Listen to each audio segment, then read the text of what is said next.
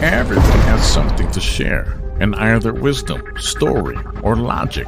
And it's clearly amazing to hear all the differing missing links discovered by people, unique to their own journeys, and in how they have come to discover them. Together, we can help to build a bigger picture for a better future, for a brighter tomorrow. Let's stand united. Let's remove the veils, and let's create a new world together. Are you that missing link? Join Jesse Hale on the Missing Link Talk Show as he helps to unveil the mystery through the unique wisdom and story of others. 3, 2, 1. Welcome, everybody here back to the Missing Link. Today we're excited to talk to someone that's had a close encounters with UFOs in 2019. Also, someone studying ufologist and podcaster of the show Alien Strand Podcast since 2019. We've got with us today Terry Linch and Donald Ledesma. So how are you guys doing today? Pretty good, brother. Thank you for having us. Doing well. Awesome. Well, why don't we start off with you, Donald, telling us about yourself, telling us about your journey, a little bit about your background, education, what got you into ufology, maybe any experiences you may have had, anything that you wanted to share with us here today, what part of the world you live in, what part of the world you grew up in, that, you know, for anybody that may be hearing you here for the first time. My name is Donald Ledesma. I am the host of Alien Strand Podcast. Before I started that journey, back when I was like 14 years old, I actually witnessed a UFO craft that I didn't realize what I was looking at first, because I was looking at the moon one day in the late evening, in the afternoon, one of those days where you can see the moon nice and clear. So when I was doing that, I kind of looked up there and I saw this craft go by the moon, and it made a shadow on the moon, and I was like, what the heck was that, right? So I didn't know what to expect from it, right? But pretty much in my younger days, I was always into ufology, kind of going to library books and, you know, kind of looking at pictures, and I was into it, but when I first saw it, that really intrigued me, right? So years go by, and I'm still looking at UFO documentaries, movies, anything that has to do with extraterrestrials. So fast forward 2019, I'm out of Corpus Christi, Texas. I've been down here in South Texas for all my life. And, you know, I said, you know what, I got with my wife, and she said, you know what, you're really good at what you're doing as far as researching and stuff like that. Why don't you just start a podcast and start talking about these stories? And I'm like, you know what, let's give it a shot. You know, so in 2019, right in June, I believe, June or July, I started Alien Strand, right? And it's just like anything else, it just starts off slow, but I started getting into it and telling more stories. I started finding out more backstories of things that happen with folks, with abductions, with close encounter, things that happen to folks, right? So, and I was always intrigued with it, right? So it just opened my mind a lot more than what I was already. So I was able to push myself forward from then on, and just keep going as far as to getting disclosure. So we're trying to get disclosure out there as much as I can until I met Mr. Terry Lynch. So he actually found one of my shows in 2019, and that's when me and him decided to start talking. Awesome. Well, great to hear. And why don't you tell us about yourself, Terry, about your journey, a little bit about your background, education, what got you into the UFOs, what part of the world you grew up in, what part of the world you're in now, anything that you wanted to hear our audience today want to hear more about you. All right. Well, when I was I'll go back real far. When I was about 10 years old, my father owned a piece of property that was across the street from the Blythe geoglyphs. There's several large ones over there. As a kid, I had no idea what was going on across the street. I just would swim in the river, and I'd see airplanes coming down real low and people waving at me as they were going by, because the planes were real low to look at the geoglyph. I think they call them the Angolius Man, is what it is. It's down in Blythe, California. It kind of makes sense to me that I found what I found up in the mountains here because of, I believe, because of that.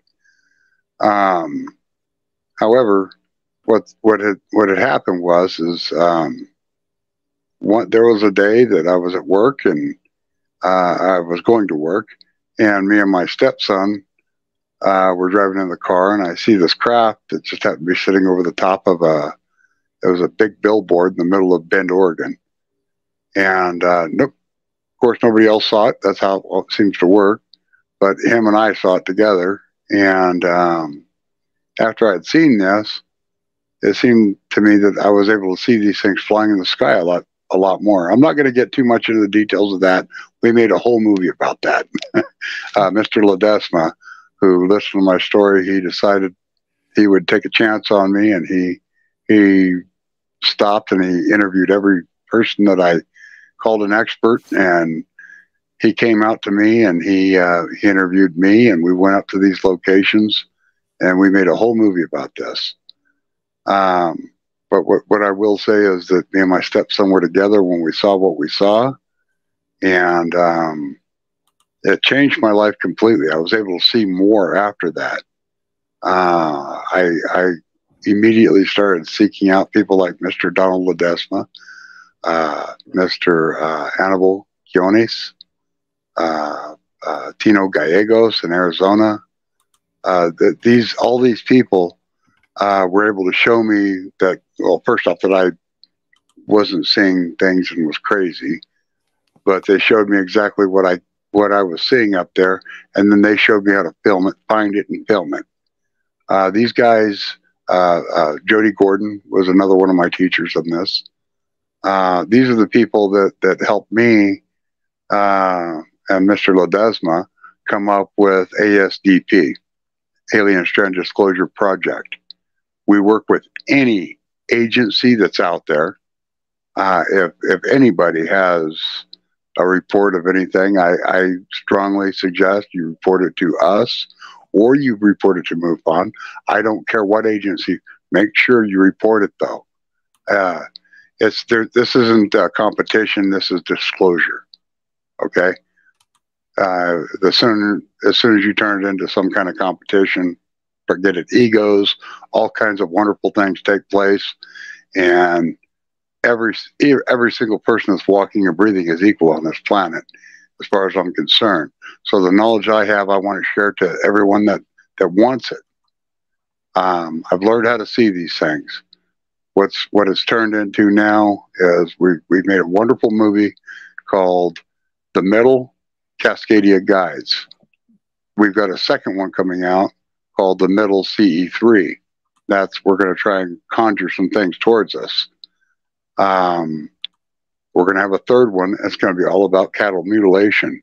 I'm working right now with the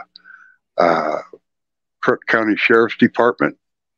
There's a lead investigator. I'm not going to give the gentleman's name because I don't want the world to bother him. But there's a lead investigator on this case, and I'm going to go out there with my team. We're bringing Mr. Michael Beavers up. He's also ASDP ufologist from the Eugene area. He's going to work with us, and I've got my team with Jonathan Mitchell and as well as his son. And then there's going to be a couple of other people that are real interested in coming out. I'm hoping to coincide this with when Mr. Ledesma comes back out for shooting of The Middle 2, and this will also be the shooting of The Middle 3. However, we're working on all the permissions to have sheriffs and department people and people from the federal government to have permission to be on film. Once we get all that cleared, then we're going to go ahead and have that part. Those gentlemen all want to be part of it. My finding up on top of Paulina Peak has sparked the interest of U.S. Forestry archaeologists and University of Oregon archaeologists.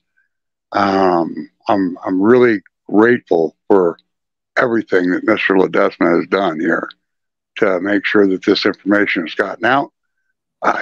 Him and his production company is top notch. You guys, anybody in the world would benefit from having him and his production company come in and do anything. He did everything for me out of his heart. He didn't do this for any money. He just did this. He liked what I had to say. He came out, and between him and I, we became partners. And that gentleman will be my partner from now on. I'm grateful for the work he's put in. Probably one of the hardest working men I've ever met in my life. Donald, Thank you. you got anything to say, man? Well, I mean, do you have any questions as far as like you want to go forward? I mean, Well, I wanted to get into your guys' trailer, but I wanted to ask one question, I guess, before we do that. So, the government seems to have been hiding, you know, alien UFO technology for a very, very long time. I just listened to a speech by Paul Hellyer. He's the Canadian, he was a Canadian Minister of Defense in like the 60s or 70s. And he was talking all about some of this alien disclosure stuff that he knew about, being a defense minister of the country of Canada, hearing about stuff that was, you know, being hidden, stuff that was allowed to say, what's not allowed to say. So it's fascinating. So my question is, you know, for the longest time, you know, alien disclosure was supposedly top secret. You know, people were getting killed for trying to disclose some of this stuff, but now things seem to have turned a little bit. Now There's a flip. mentioning it in the Pentagon, they're mentioning it on news stations. So do you find that now things have flipped? It's going to open the doors and make things a lot easier for you guys to get information, opposed to if you tried to do this 20 years ago? I think so. I mean, ever since the government decided to say, okay, you know what, let's go ahead and release these tapes. You know, of course, we had the whistleblower that came out because of the gimbal UFO that they found, and then all of a sudden they start releasing all these little videos, right, that are coming out that these jets were tracking. Everybody started coming out. I guess what happened, I think, was they got tired of just everybody's seen too many of these things in the sky, right? Everybody. Now, I mean, so many airport pilots are finding these things in the sky. Of course, they couldn't report it before. They were being scorned. Everybody was, you know, they would say, if you say something, you're going to lose your job, right? Now that the government has come out with it, they're saying, okay, right, there's something out there, you know, we're going to call them UAPs, you know, at first, you know, let's go ahead and call them that because we don't know what it is yet. And then we're just going to go ahead and just start releasing it little by little, which the good thing is from now on is I believe now they're going to start releasing more footage. You're going to start seeing more footage come out that was kind of hidden in the background, and it's going to start coming forward. Right. And I feel that because more of the public now is more into ufology than they were before, because a lot of these UFO cases in the past, even now, are starting to come out and come forward. Now you're starting to see it more on all these major newscasts, right? Big newscasts. I don't want to say their names, but I see them all the time, right? And I was like, they never used to report that before, not like they do now, you know? So now it's starting to come out more. People are starting to say, all right, let's see what's up in the sky. Everybody's getting telescopes. Everybody's starting to write things down now. Everybody's starting to throw it on video everywhere. So me personally, I think that it's going to come forward. They just kind of opened the door and said, all right, we're not going to hurt you now because we want to find out, you know, too, what these things are. We might know what they were in 1947. We might know what they were in 1957. But now there's a lot more crafts coming over here of different species or whatever it is that we don't know what it is. Maybe somebody from the outside source, well, we will get the information for them. You know what I mean? So it makes it a little bit more easier for them to kind of pick up the info, you know, from here, wherever. And that's how I feel about it. What about you, Terry? I believe that really soon here, we're going to have, I'll be sending you some people for interviews over Alien Strand Podcast. One that's claiming he's an alien, and then I have another one that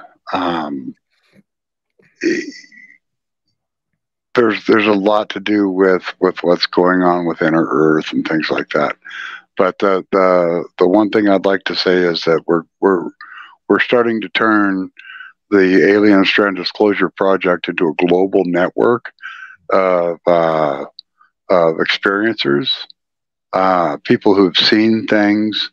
I'm more interested in a person that's seen something than I am, say, a physicist, because the physicist wants to compartmentalized everything and turned into a science that he's not seen yet.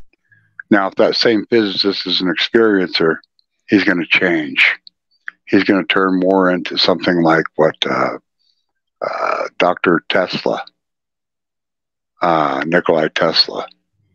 He was more of a natural, end of the earth kind of physics. You know, that would be more like what happened in ancient Egypt and things like that. And there's a point here where things shifted. Okay, he was his own worst enemy when he came out with direct current. You know, once direct current, that was the end of him. They wanted to get rid of him because he's too dangerous. He's going to figure stuff out and show people how to tap into the earth, and we've got all this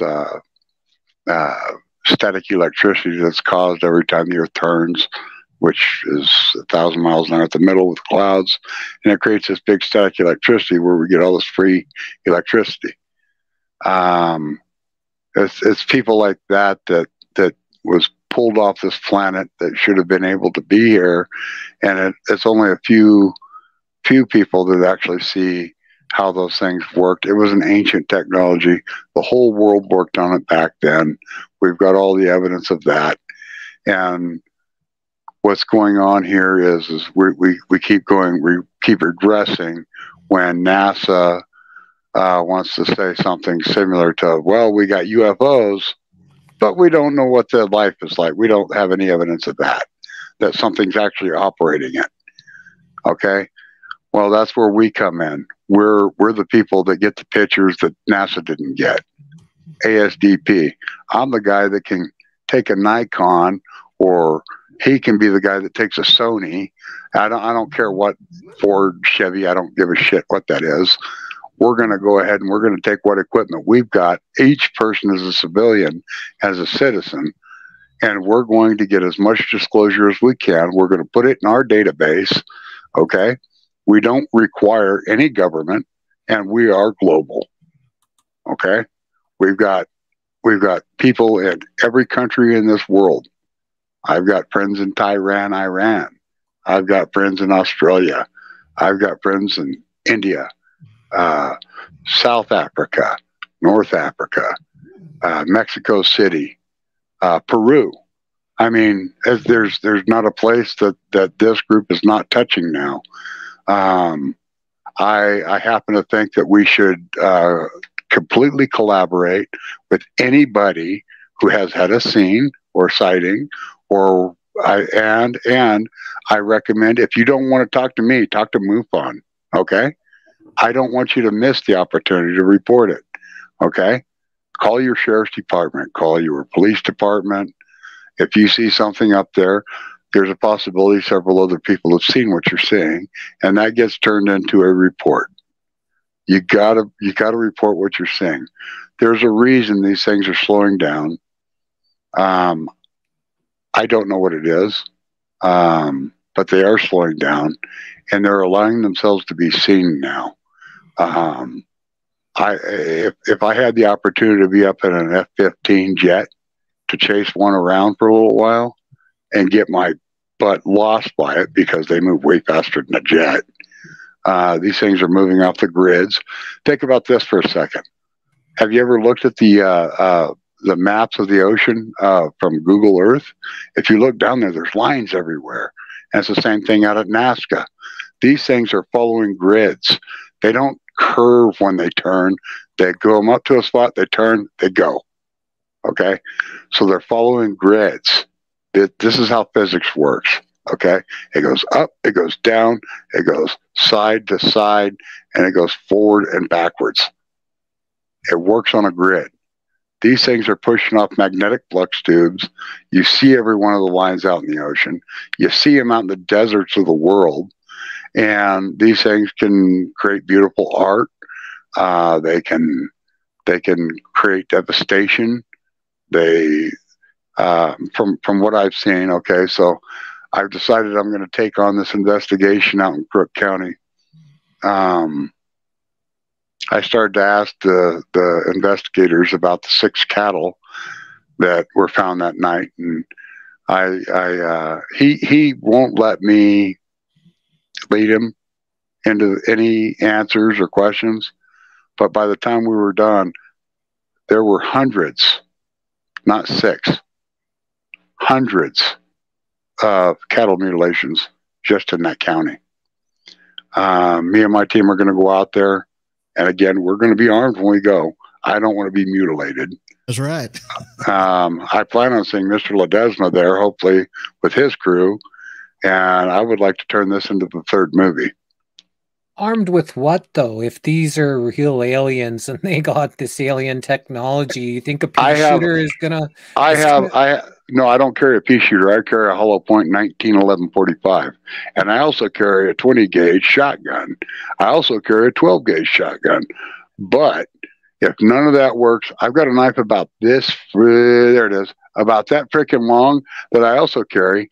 And guess what? I was a sergeant at arms of a motorcycle club, and I'll knock the shit out of anything in my path. So just the way it goes. Think about getting a high luminescence light as well, like that 3,000 or 20,000 luminance, because I hear that they can take down drones, like because of the high things of light. So you know, I think that would, things like that maybe work better than, you know, guns against, you know, these foreign adversaries, if that's what they are. But you think if you're going there in a place of not, you know, they can feel your energy. So if you're going there hunting them, would be different opposed to if you're just going there to study them. You know, if these are intelligent beings, then I believe that they could, like animals, they can sense if it's danger or not. I've got a funny feeling they know exactly what's on my mind. Okay, I'm not there to kill them. I am there to communicate with them. They know that I'm going to be there to protect myself. Okay. I don't plan on harming them. If they're peaceful, I'm peaceful. I have walked into the room of the most ruthless bastards you've ever seen, and I walked out just as happy as I walked in. You know why? Because I'm a human being that knows how to deal with a situation that might be out of my control. And I've had to be in situations that were not in my control. This is why I'm probably a good guy for this job. I'm not afraid of anything that comes at me until it kills me. I think that I have to be killed first. I think that when people say, well, there's guns, whatever, I don't know if you got to see our documentary, but if you did, in the documentary, of course, we are armed. Everybody's armed when we're going up there on top of the Polana Peak. Not for people. It's not for people. It's not for bears. It's not for. It's exactly. It's for bears. Yeah, it's for bears. It's for cougars. It's for anything that's out there that you know that we have to defend yourself with.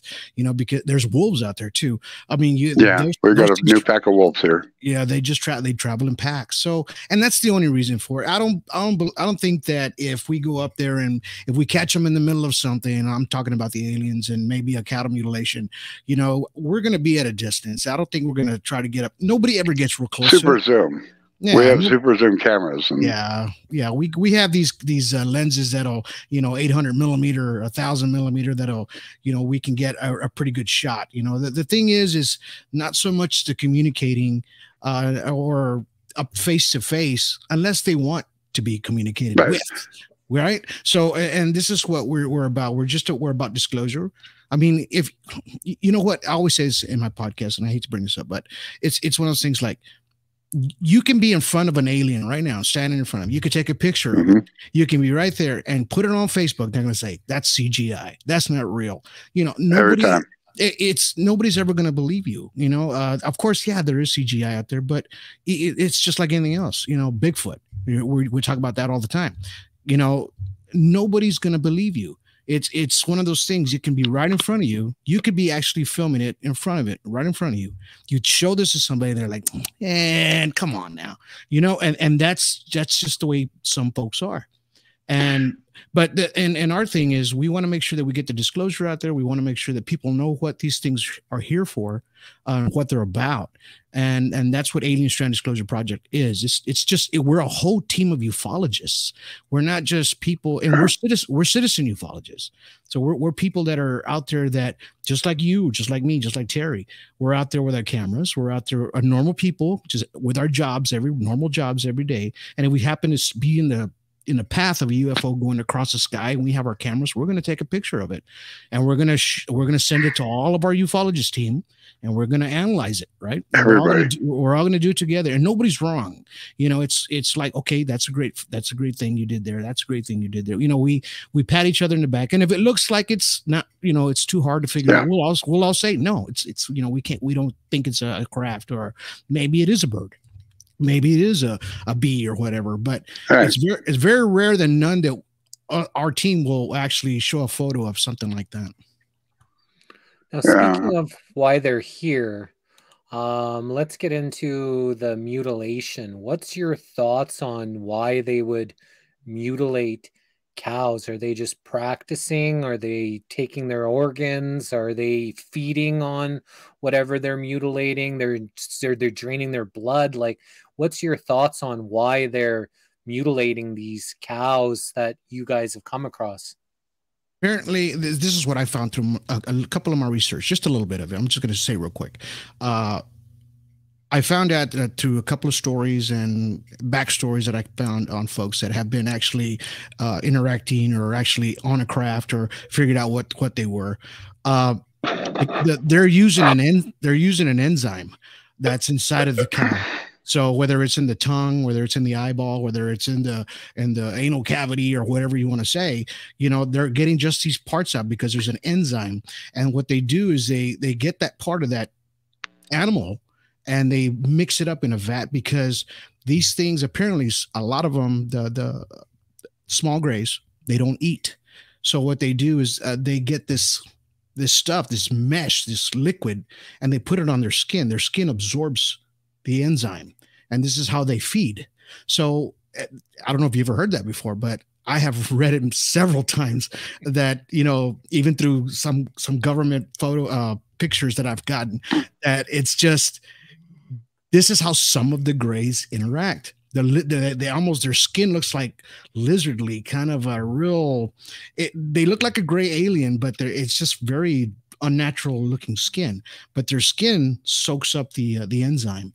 And this is what I found through some research, not all of it, not all the grays, just this is some of it. So, and this is what I believe, me personally, that this is why they're taking just certain parts of the cow or whatever to use this, this cream or whatever they're using it for. And also they do mix that with human beings as well. So not all aliens are there to have a nice shake your hand, let's drink some coffee. They're there to take something from you a lot of times. So of course, females, they take their eggs. Most females, that's all they do. Most of the time they take their eggs and they release them. Most males, half of them come back. They're feeding, man. And there's a lot of them that do that. Not all of them. There's some. So just kind of, I always talk about that. Just kind of beware, even ourselves when we're out there in the field. We have to beware of what we're encountering or what we're about to encounter, because you never know which one you're going to come up with in front of, really. Terry? Any thoughts, Terry? Yeah, I'm remembering an interview I gave to he's a ufologist. He's passed away, named John Edmonds. He said he encountered the little grays around his property at Stardust Ranch. I don't know if you know about the Stardust Ranch incidents. He's on the edge of the Estrella Mountain Range.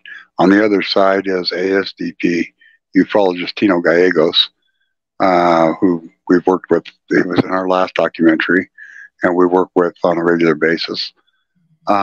He stated that the little grays that he was encountering and killing were almost like a plant skin. You know, he cut it. It looked like a lizard, but it was almost like a plant. When he would kill these things, if he killed them, they were gone. He wrote that in his book, the whole thing on Stardust Ranch. You can find any of that out there on the internet. I'm sure his widow would appreciate people buying his book.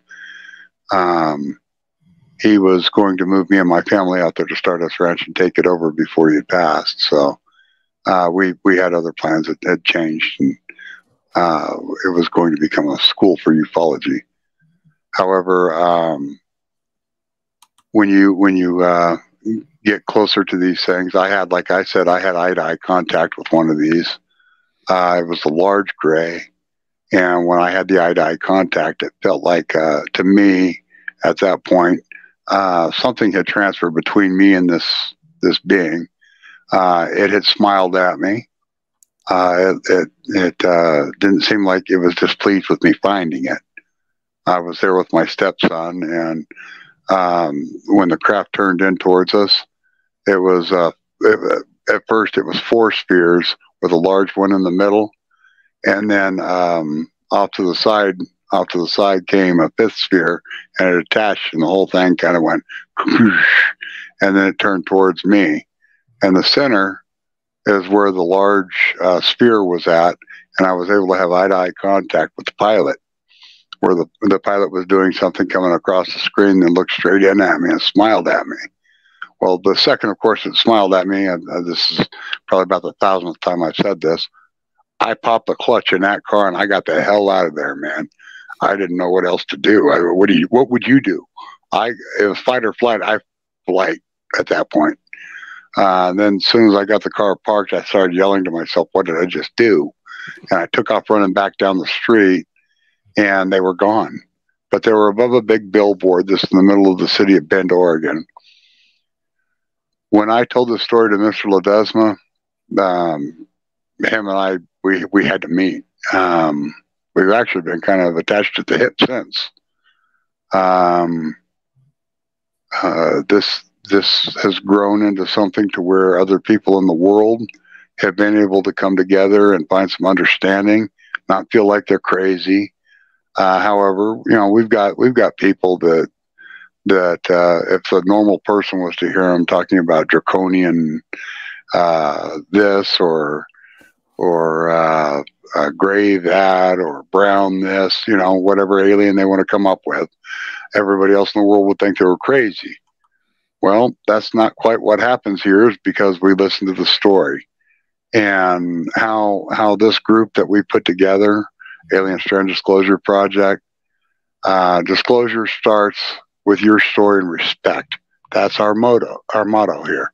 We want to make sure that people know that if you're going to tell us your story, we're going to respect your story, because we've not only have we heard a story just like it, we've heard a few hundred stories just like it that match up to exactly what you just said. We're not afraid to take on your truth, okay? The law enforcement might think you're crazy here. The news might think you're crazy there. However, when you get enough of this together and we start getting ourselves a nice database together, then we can take that and we can hand that to the people who really think that that's a crazy thing. And they go, wait a minute, that's my dad. That's my uncle. That's my mom, sister, brother. That's what it turns into. We've got enough people now around the world that are starting to talk about what they've seen in the skyline or what may have walked up onto them in the woods. Alien Strand Disclosure Project isn't just about aliens. It's about supernatural as well. If you have a Bigfoot sighting, I happen to be in the middle of the country that would be called Bigfoot country. I've never seen one, but a lot of people in my neck of the woods have. Okay. And I happen to spend a lot of time out in the same locations they're talking about. But at the same time, I'm not going to negate that. If a person says that they saw a Bigfoot, to me, we've got these ancient cultures of giant red-headed cannibals from Easter Island, Rapa Nui, to Peru's Smoke Mountain, where they called them the Cloud People. We had them in Idaho. We had them in the mound builders of the Midwest. These were all giant red-headed cannibals. Okay, every one of them. That right there would be what a person would call Bigfoot. They're the same size. They eat pretty much whatever fits in their mouth. They had something in Kandahar that happened where a whole army regiment disappeared. They were going through. They were trying to do a patrol up through the mountains there in Kandahar, and it ended up turning into where they found a bunch of debris from these people, and they sent in special forces to try and find out what happened. Well, one of the very first guys from special forces got a spear thrown right through him out of a cave, and out came the Kandahar giant. They killed that thing, and they brought it back. Now, I don't know if it's been declassified because I found out about it this way, but I'm sure everybody here understands that this happens. These are things from inside the planet. I want to also let you know that the research that I've been doing, I've been finding with my Nikons and all the things these things are hiving up inside of all the volcanoes from one end of the planet to the other. The Cascadia Passage is what I watch. I've made an active decision. I'm never leaving the area because of this. I've got too much research here. So I was planning on moving to Arizona. I've changed my mind. This location, I know too much about it, and too much is being built on what I'm understanding. So I'm here in Oregon for the long haul, and I'll be representing Alien Strand Disclosure Project, ASDP, as Oregon's ufologist. We have people from every state and every country, and I'm looking forward to getting people signed up and finding out what your story is. And I want to see what your equipment is and your qualifications are. We're going to be putting committees together to get things in a more organized state. Then after that, look out MUFON, look out NASA. We're coming.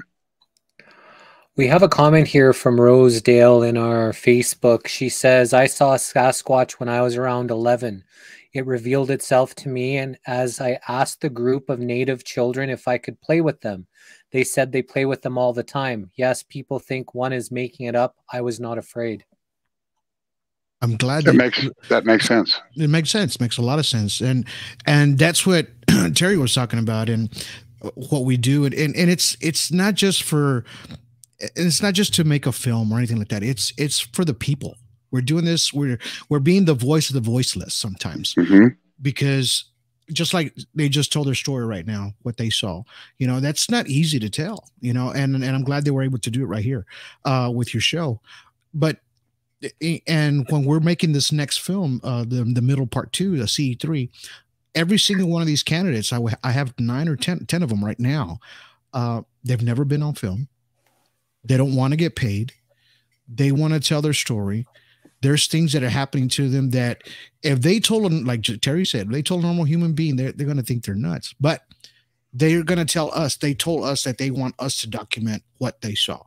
And they have film, they have pictures, they have everything you're going to see all the stories of these folks, that what they went through and what they're going through every day.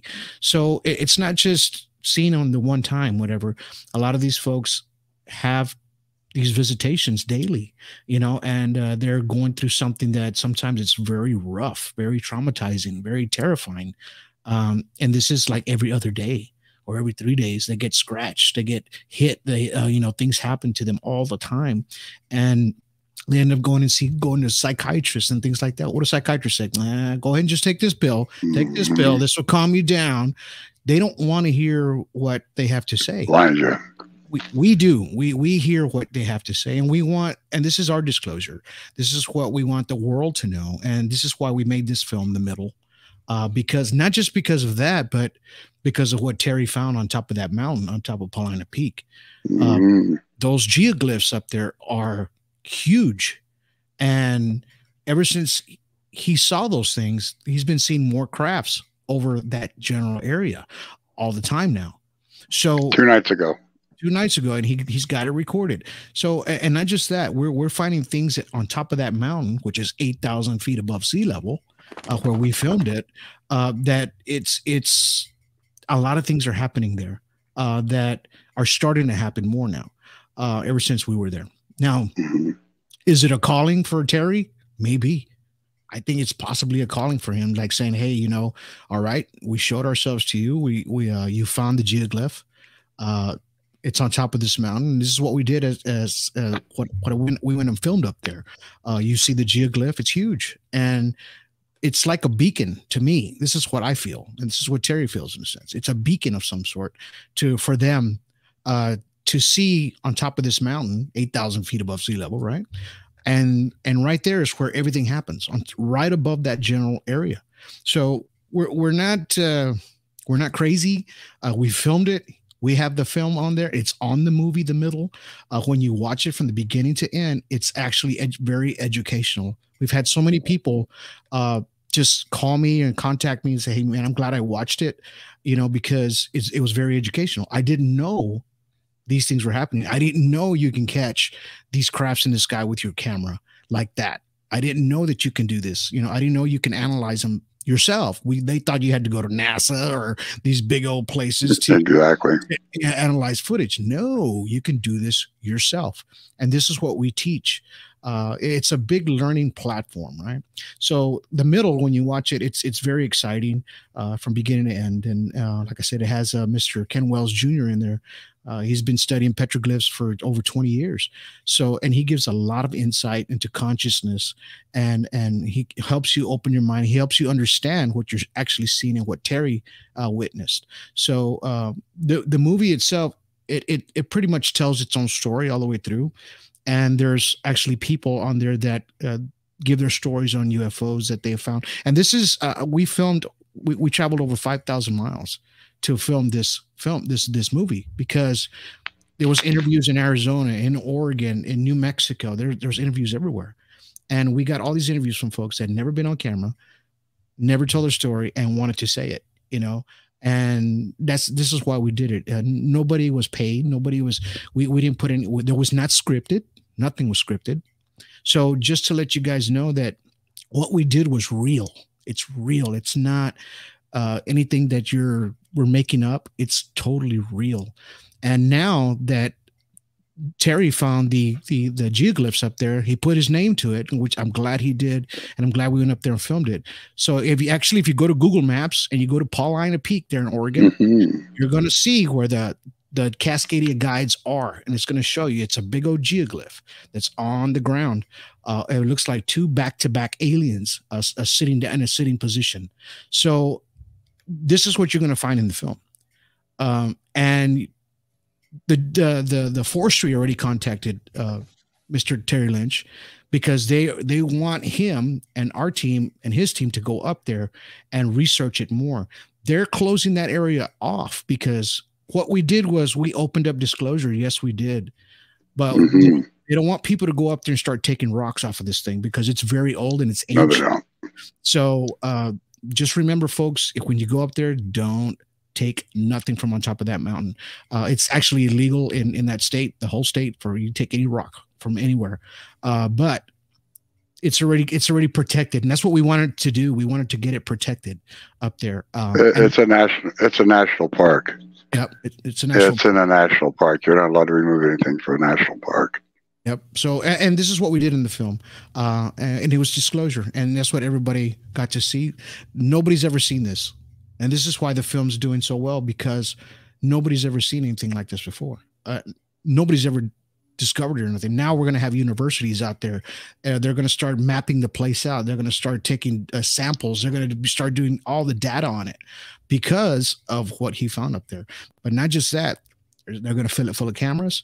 And guess what? We're probably going to start catching a lot more activity on top of that mountain.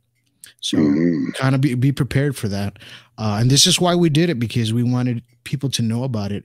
And when Terry approached me in 2019 about it, he just said, "Hey, man, I found this. Look at it. Don't laugh at me, man, when you see this." And I think this is what it is. So when he showed it to me, I researched it everywhere. Nothing. There was Wasn't nothing about anywhere. it, and it wasn't anywhere. So when I started, talking to him a little bit more, I said, you know what? Let's go ahead and get this out there. We need to get this out to the world, and that's exactly what we did with this film. And it's like I said, it's very educational as well. But when Terry said, "Man, I don't want that stigma of people thinking that I'm crazy, but because I'm not." And I said, "You're not crazy. You're not crazy, brother." I said, "If you're crazy, then I'm crazy too, because I'm seeing the same thing you're seeing." So, and we put it all together with all these ufologists, like he said, with Hannibal and Jody, and everybody started showing us. I didn't know how to analyze UFOs. I didn't know how to do it. They taught us how to do this stuff. They did 4 or 5 years ago already. So, and now we're so good at it. Chris Hamill, he's from Australia. He's in our film. He actually got approached by the rocket engineering program there in Canada. Yeah. To analyze a lot of their footage when they shoot rockets off there, because they're seeing things that they don't know what it is. So he's actually starting to analyze their footage for them. Isn't that a great thing for him? I mean, that is. And so, and it's great for disclosure too. What more can we ask for? I was offered a little job over there in Denmark myself. Oh yeah. They wanted me to teach a class of about 10 doctors ufology, so they could turn it into an academia, and then they were going to be my counsel. I thought that would have been pretty cool, but that's one of those dreams. We'll see what happens there. We'll see what happens. I like the building. It's a pretty cool building that they have. Yeah, it is. It's nice. So you mentioned Denmark, you mentioned Australia, you mentioned some other places. Are there any places in the world that have the most activity? And then same question, what about in North America? Are there some places in North America that have a lot more activity than others? I would have to say, in my opinion, the closer you get to the 33rd parallel, the more activity you're going to find. That's where, between there, the 33rd parallel north, 33rd parallel south, that's where the Earth rotates the fastest. So anything that's above that is probably trying to visit something, and anything that's between those 33rd parallels, which would be like all the pyramids in the world, that's where we have the faster rotation. And like, if you remember in the beginning, I said they raise up and down. Some of the things I had to learn after my sighting was I took a couple college geology courses so I could learn a little bit more about what the Earth is made of, mostly magnetite. And then I had to learn things about like mass wasting and all that wonderful stuff. That's what leads back to what my find was. Now, when you get back down towards the 33rd parallel and the Earth rotation, if you remember, I said that the craft will go up to a certain height to clear anything that it might hit. It'll go up to that point. It'll release the magnetic flux tubes from the bottom of the craft, and it will go and let the Earth be the engine for the craft. Okay, so once the craft releases those magnetic flux tubes, Earth rotation takes over, craft stays put, Earth turns, they're in Siberia, boom, they lock on. Now they're in Siberia. Or they let go again, and now boom, they're in Taiwan. Okay, whatever, wherever they might be heading, whatever section of the parallels they might be. These things move in geometry. They don't move like our jet. They don't move like hell, a tomato. If you throw it in the air, it might curve. It's not going to curve. This thing goes on straight lines, like I was saying. They follow that geometry in the ocean. They follow that geometry on the Earth. We don't see a lot of the stuff that's covered up because of volcanism and the things that are up on top. But you get yourself out into let's say Peru, Nazca, the Nazca lines area, and you can see where these things have burned a line in with what I would call a magnetron, just like a sonar on a submarine, or the thing that heats up and disturbs molecules inside your food when you turn on a microwave oven, because we all have a magnetron in our house. However, they're using a magnetron to above it. They've got probably, I'm going to go with what Dr. Let's see, John Lear and all those guys were talking about this unobtainium 118. Bob Lazar, thank you. They were talking about unobtainium 115. And when you add radiation, a massive radiation, to an element like that in particular element, it would create its own gravitational fields, and it would start to levitate. Okay. Now, they came up with another version. I think they were trying to discredit the unobtainium that was natural from the crafts that they had found. And the Russians came up with something called Moscovium 115. Now, when you bombard that with radiation, the isotopes immediately dissipate instantly. But it still did the same thing. It brought the levitation, everything happened. We're talking it was instantaneous, almost as fast as the God particle when it hit during the collision at CERN, coming up with the boson Higgs. So when you've got this instantaneous thing that's taking place, it dissipates instantly. What you need is the raw form. The raw form is what's on that craft. And I believe, this is my belief, that it's an element that we're not finding here because it's further and deeper inside the earth to where these things are coming from. And that's why we're not finding that in particular element, and it's not that accessible. We had to create it. The Russians created it, Moscovium.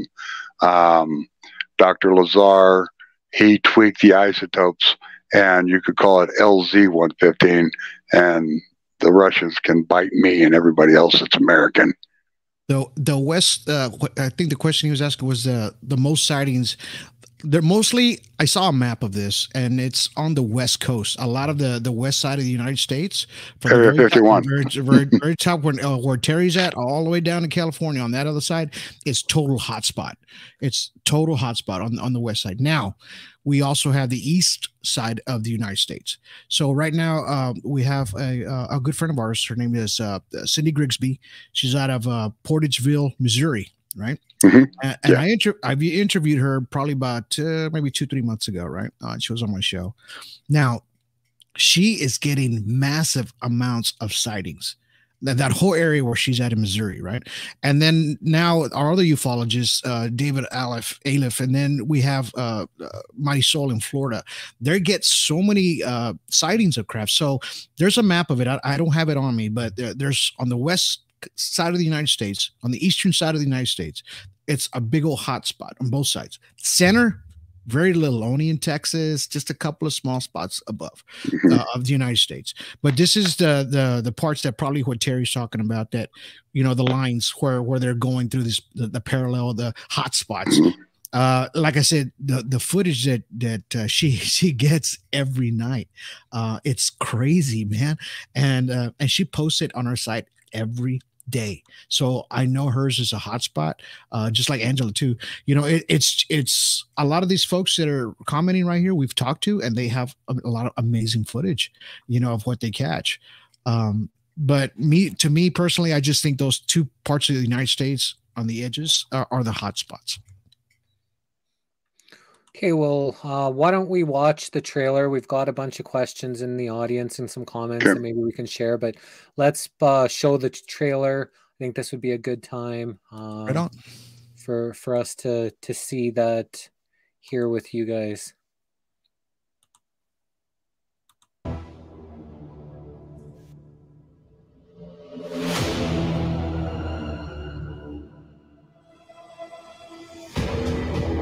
In the process of my research, I found this location as I was searching through satellite imagery.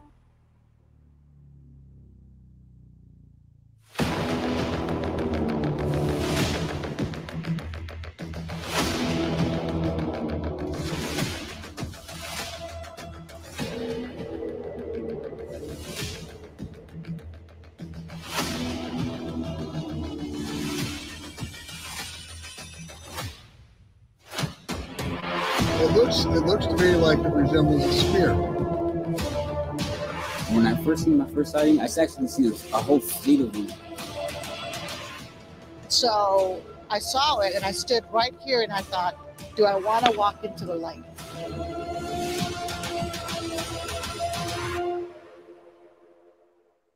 That's what was lit up. But there was no sound. Come on, guys, follow me to the Cascadia Guide. We're here. Yes, I do feel like I'm connected with them. I am what they call a CE freak. You know, why not believe it?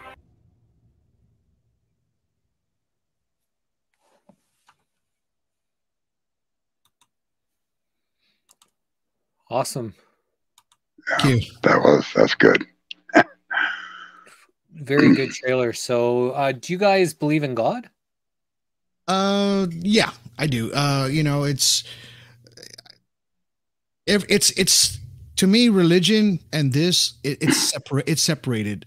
And that's a really touchy subject, because, you know, a lot of people don't like to put the two and two together, because there's two different ways of looking at things. You know, so a lot of people see things as God. A lot of people see things as consciousness, you know, as we awaken, as we walk, you know, or anything like that.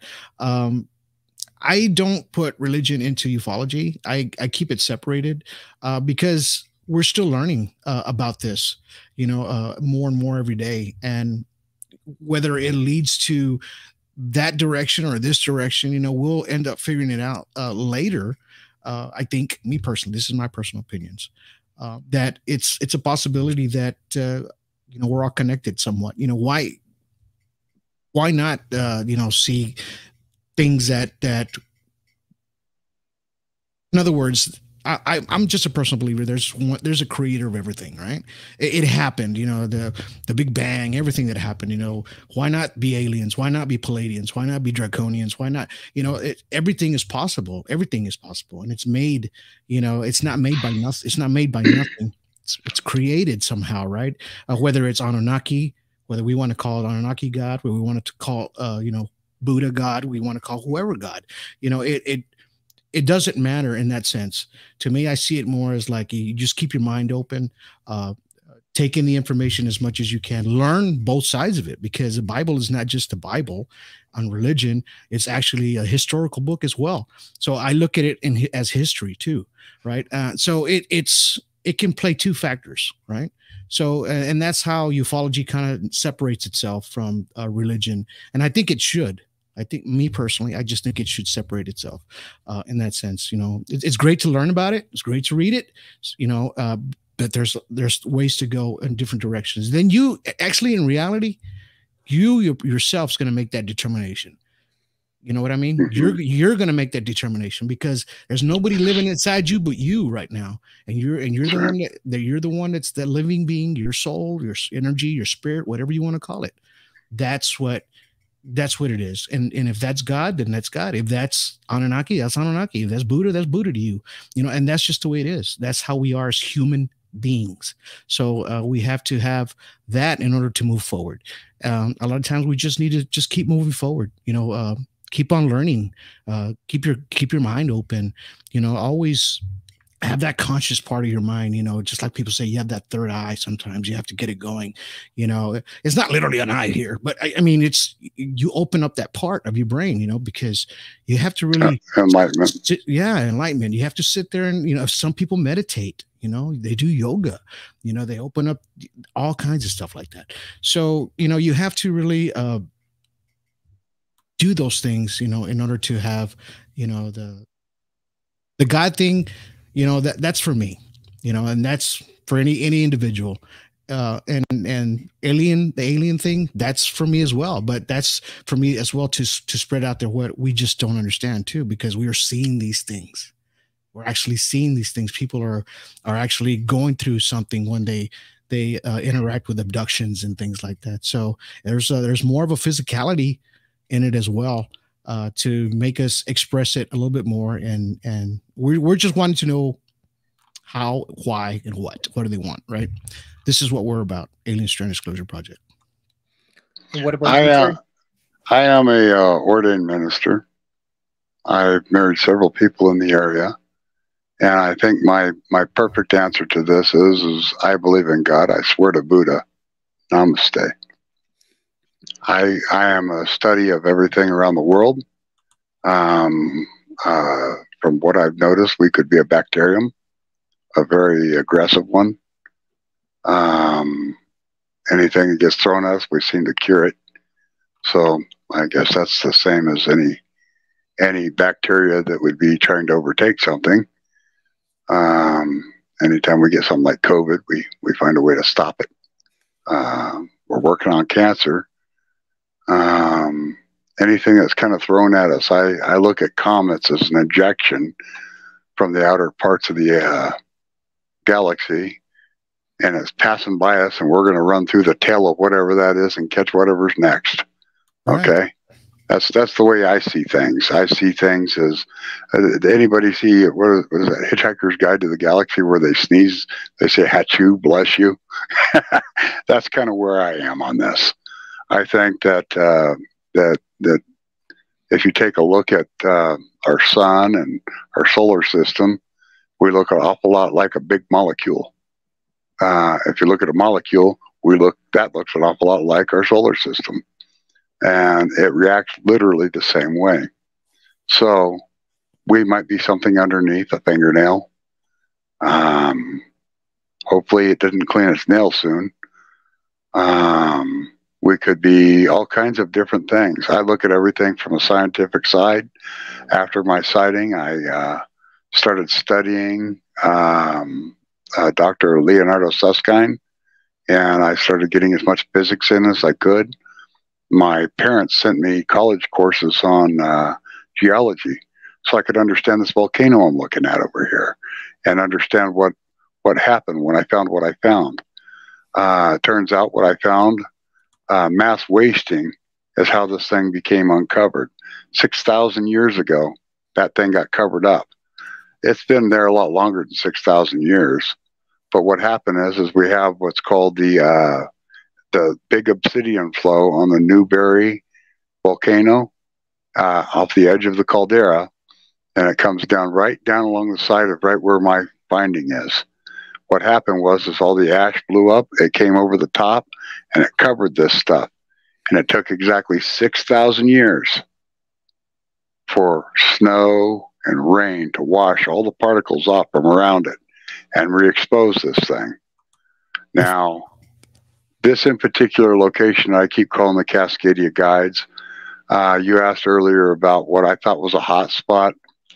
When you're standing at this location, you can see Mount Adams in Washington State, and you can see Mount Shasta in California. This location literally is the middle, okay? I can see every volcano from Mount Shasta to Mount Adams in a straight line from this location. Now, this is California, all of Oregon, Washington. Now, if I turn around and look the other direction, I can see Idaho, I can see to the Grand Tetons, I can see Utah, and I can see Nevada.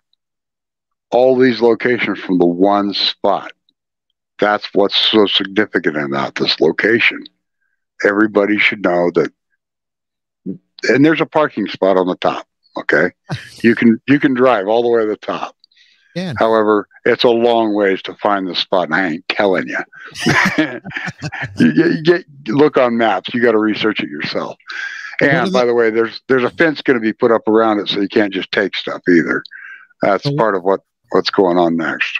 What are the questions that folks have so far? Yeah, I'd love to hear some of those. Well, I was going to ask, if you can see all California and Mount Shasta and all these places, does that mean the Earth is flat? Like, how could you see all these Absolutely not. Without any curvature? That's all curvature. You can see that stuff with curvature. You can't see the whole mountain. You see the top of the mountain. They're peaks. Earth is round. Anybody that wants, I'll tell you what, get past any flat Earth questions, please. I don't want none of those.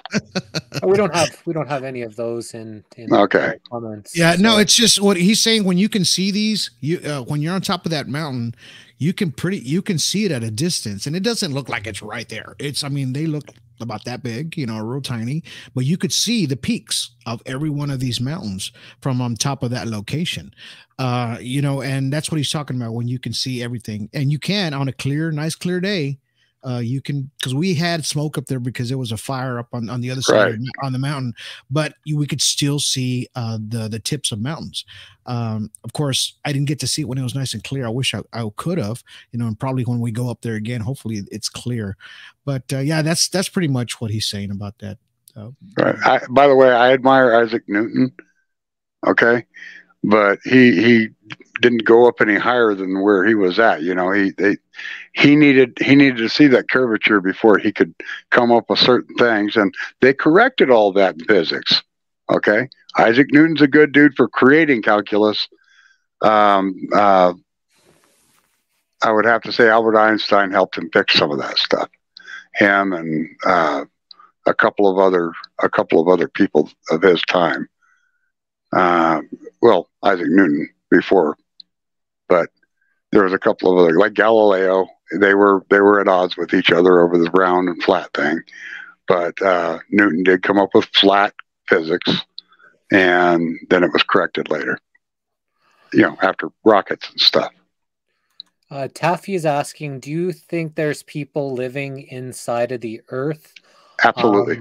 From lots of, from what I've heard, is a lot of these ships come from inside the water. There's been military to talk about that. Do you think that maybe these races have made bases inside of the Earth, and that's how they're not really seen by, most of people? I think so. I think that these beings or people or whatever they are living in the Earth, I think that they were here long time ago, and they made these bases maybe before the water was really up to where it is now, and it could have been a cave, or it could have been a volcano that was dormant. They're down there, we talked about Admiral Byrd, in Antarctica, right, where he went into that hole, and he saw things that he wasn't supposed to see, and he talked about it. People made fun of him, of course. That's why he kept his book closed up until his son found it. I just believe that these things have been here for a long time. They've made their bases, whether it's underwater or it's underground or it's in the ice. They're there, and I just think they're just kind of watching. Like they say, the watchers. They're just watching just to see what's going on with humanity, and how we're going to move forward, or if we're going to move forward. Just kind of keeping tabs, in a sense, and that's my personal opinion on that.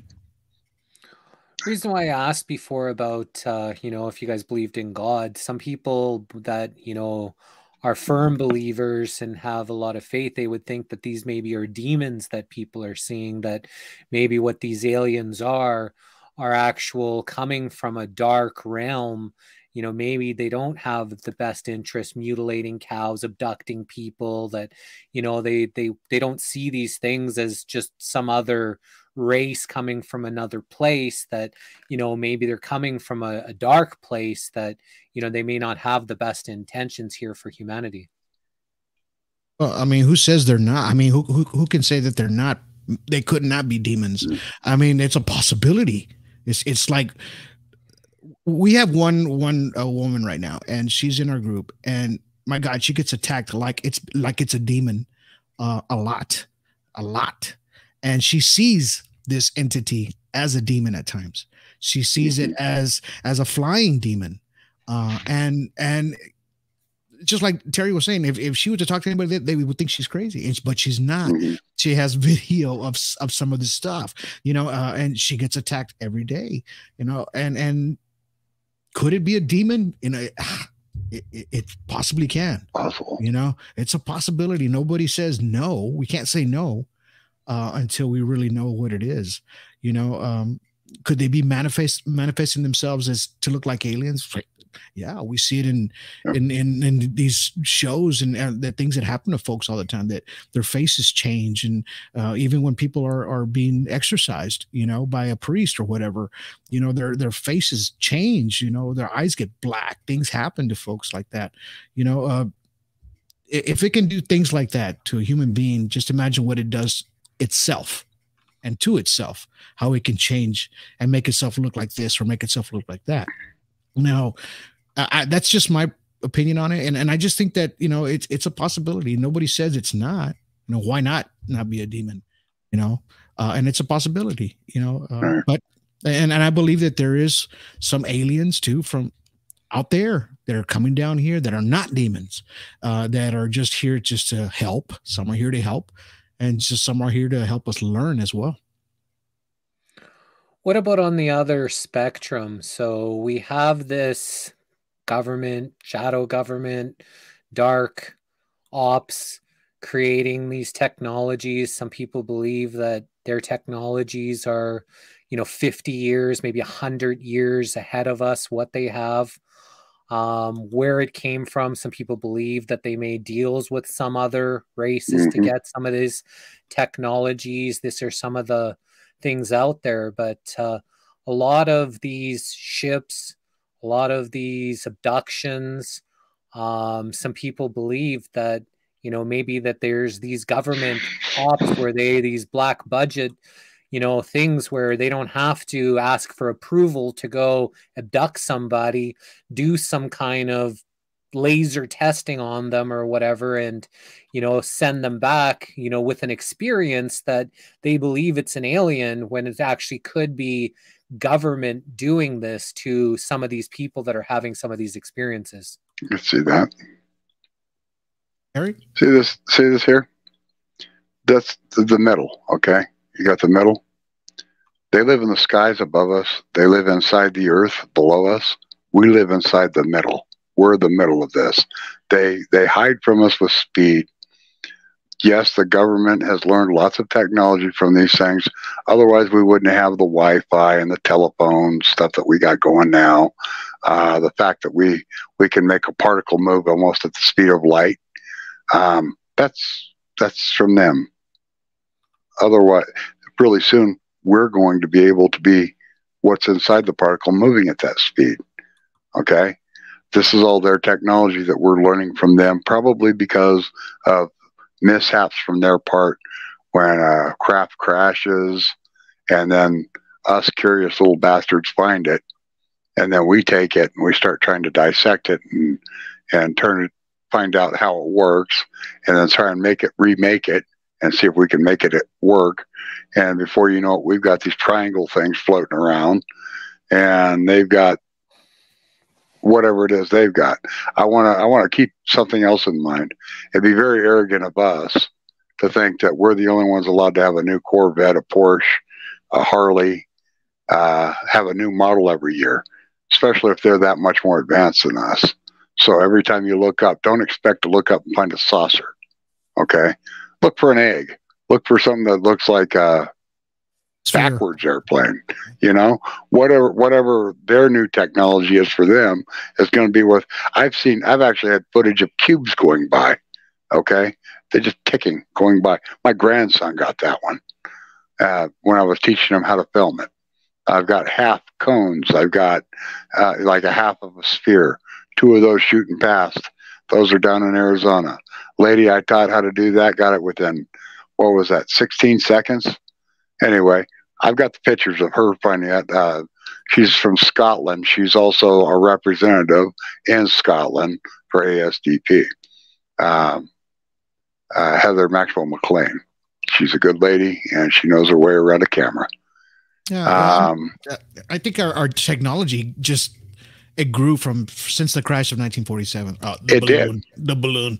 So we just feel that since that day, our technology just skyrocketed, right? Because even guys that were there that said, you know what, this is where we got our fiber optics from. Because when that thing crashed, all they saw was those little stringy things. It didn't look like wires or cables. That's where they said, this is how we figured out fiber optics. And it was light that travels through that little string, right? But magnetic flux tubes. This is what made this craft move, right? This is where the process, all of a sudden we get processors out of this, right? There's a main central system inside of this craft that's making it, controlling the whole thing. It's a processor. Before, in the 1940s, 50s, you saw these things as tall as a one-story building that they called computers, with the little things going back and forth because they couldn't figure it out, right? All of a sudden, this crash happens. Bam! These things start getting smaller, smaller, smaller. By the time you know it, they already have processors. Now we have, of course, fiber optics. We have Wi-Fi. We have all this good stuff, that we didn't have before. And I just think that since that crash, and there was probably another one before that, it just doesn't make sense how humanity, us as people or whatever, moved up that fast in that short amount of time. Everybody talks about it all the time on podcasts or Ancient Aliens or wherever. We always talk about that because it doesn't make any sense, right? So what makes sense is that our governments or whoever got it, started, like Terry said, dissected it, started figuring things out. Then we get Bob Lazar in the 90s. He spilled the beans, you know what I mean? Started talking about, he saw, what was it, 9 craft or what was it in that hangar, and they were all different looking crafts. They weren't even the same. They were different, but he knows that they weren't from this world, right? All right. How about the realization of my D1 sharp hypothesis? The one I sent that to Glasgow University, and that basically is that saying is exactly what you just said. These tubes that are coming down, those are magnetic flux tubes that drop out of the craft. They go from the craft the bottom to the top, and what's happening is D1 sharp is being ran down those tubes like a waveguide line, and it's moving like a footprint. It's making the thing walk. And what they do is they turn up the interval of D1 sharp, and each one's on a different interval. And what it's doing is it's making this crap walk across the sky at outrageous speed, which is, that's when they've got their stuff turned on. Okay, they're not just using Earth rotation at this point. Now they're going north and south, or they're going against Earth rotation. Think about this for just about a second. If anything comes into our atmosphere as it's dropping in, it's coming in at 17,000 miles an hour. And it's usually being pulled towards the southern pole because that's where we have the biggest pull for anything coming into our atmosphere. We have a location called Point Nemo, and that's usually where things get dumped. That's the location where you can't see land for any direction for like 1,000 miles. It's closer down towards Antarctica. Anyway, the location is called Point Nemo. That's where most of the satellites, when they come into our atmosphere, dump. That's where most meteoroids come into when they're coming into our atmosphere. Everything that's coming in usually comes in, like I said again, at 17,000 miles an hour. I want to also point something else out before we get too far and I forget to say it. As we are all brought up as kids, we all look up in the sky and we see stars, shooting stars. Donald's heard me say this a couple times now. We all look up and we see shooting stars and we think, oh, that's just a shooting star. Well, it wasn't until last year that we seen the very first ever, it was a supernova that took place. That's where a star collapses and turns into a shooting star, correct? Okay, so if we've been seeing shooting stars our entire life, and that's the very first nova that we'd seen take place, black hole, whatever you want to call it, what would you call the other ones that we've been watching? I would have to say, and this is my opinion, it's not anyone else's opinion but my own, that those are where Dr. Einstein and Dr. Nathaniel Rosen came up with the idea with special relativity to come up with what's called the Rosen Bridge, which was a thin wall wormhole. And those are craft coming and going every time we see one. And that's what we're seeing. We're not seeing stars shoot up into oblivion. You're seeing a craft come and go every single time. And that's what your shooting star is. It's not a star at all. It's a craft. It's here or it's not. They're coming or they're going. And they're here. I've got craft coming over the top of Polina Peak, right over the top of the guides. And as they're coming, one turns up on end, it lights up, and then it lights down and it moves on. But that's also in the documentary. My suggestion is see the documentary if you want to see that evidence. That's the evidence of that's not ours, it's theirs. Okay. Taffy's asking, don't they move in and out of the sun? I've never known in and out of the sun, but I've actually seen some footage of someone showing that they were fueling. It looked like they were fueling or something from the sun. I'm not sure if you guys have ever seen that actual footage, but you know, what's your thoughts on how the sun energizes maybe them or their crafts, or you know, like, because it seems like it energizes the universe. I kind of brainstormed that a little bit, and I was thinking to myself, okay, so we're down here on Earth, the sun, you know, I'm in South Texas, it burns. You stand outside, you know, 90 degrees, you can't be out there for more than, you know, less than an hour, right? Yeah. So in space, it's cold, super cold, right? So, and there's nothing, and it's in a vacuum. So when you're closer to the sun, me personally, I feel that these crafts can get as close as they can to the sun without burning for some reason, because it's they're able to. I don't know. It's maybe because they have shielding. I don't know what it is, but I just think that they can move a lot closer to the sun in that sense, because they're not getting burnt like in that solar flare. Or I mean, look at them. We see them here on Earth all the time. They're jumping into volcanoes. While they're shooting, spewing, you know, and that thing's hotter than crap, right? It's hot, super hot. So why not jump into the sun? Why not charge by the sun? You know, of course, the sun is going to be a lot hotter, but I think it's our atmosphere is what makes it hotter for us. In other words, to feel the heat a lot more than it's going to be in space, because in space it's in a vacuum. So it's kind of hard. It's just like when you see in the movies when a craft explodes. You'll see the fire suck in, right? Because it's all in a vacuum and it dissipates right away. It's cold.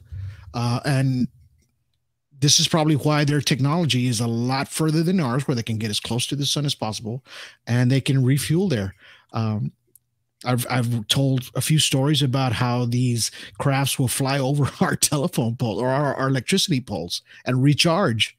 You know, well, there was one guy I talked about in the 60s. He said that's what they were doing. They would come and fly over his home, and there was a pole there, and they had some kind of antenna, and it would shoot a ray, some kind of a ray into the power line, and then it would recharge, in a sense, right?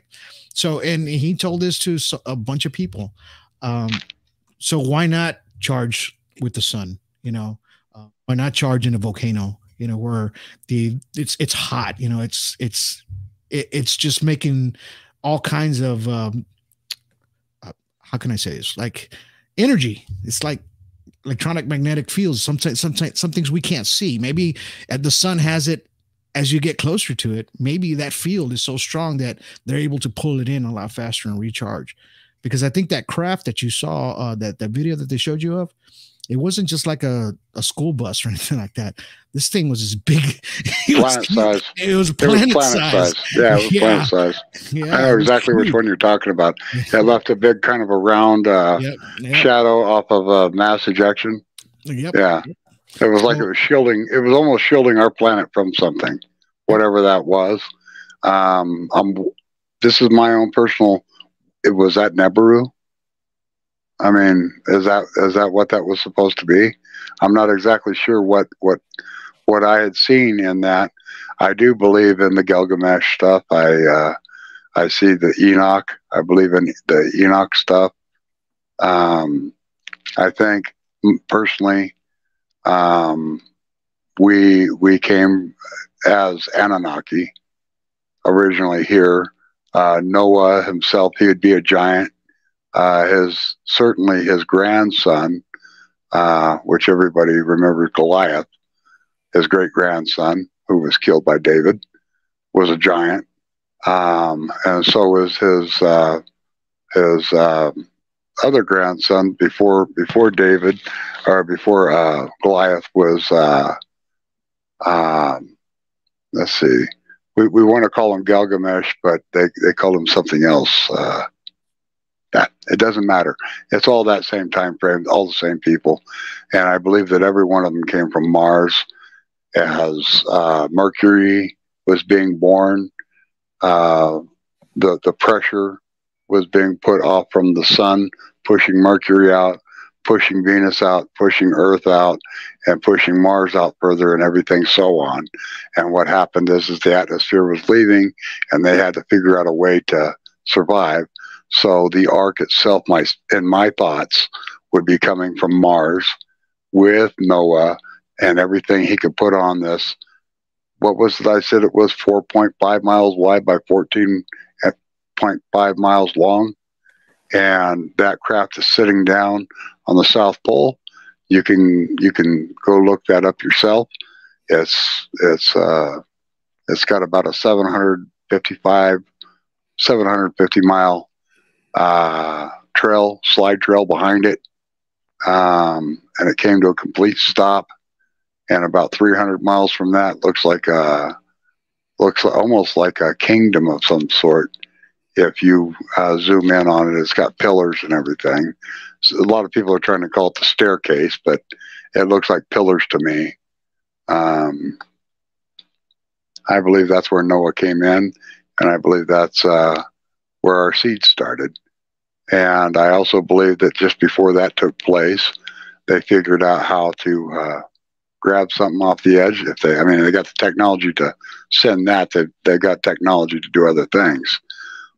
The problem is once they're done with this little bit of technology that they're going to use, they're going to lose it all.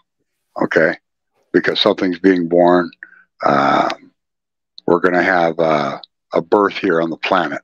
So what takes place is this thing comes down from the sky and hits in the Yucatan, and it knocks a big frickin' hole with a whole bunch of other holes, and it kills all these things that's going to eat these guys. All right. Like the dinosaurs and the wonderful things, as we were in the position of where Venus would be moving in. This takes place. It's going to take some time for all this stuff to cure out. They come in, bam, they inherit the earth, and they get rid of all the things that's going to kill. Well, not all of them. I mean, we got bears and stuff like that that'll kill smaller asses, but those guys are big enough to take care of and hold lions up under their arm as if it was a pet.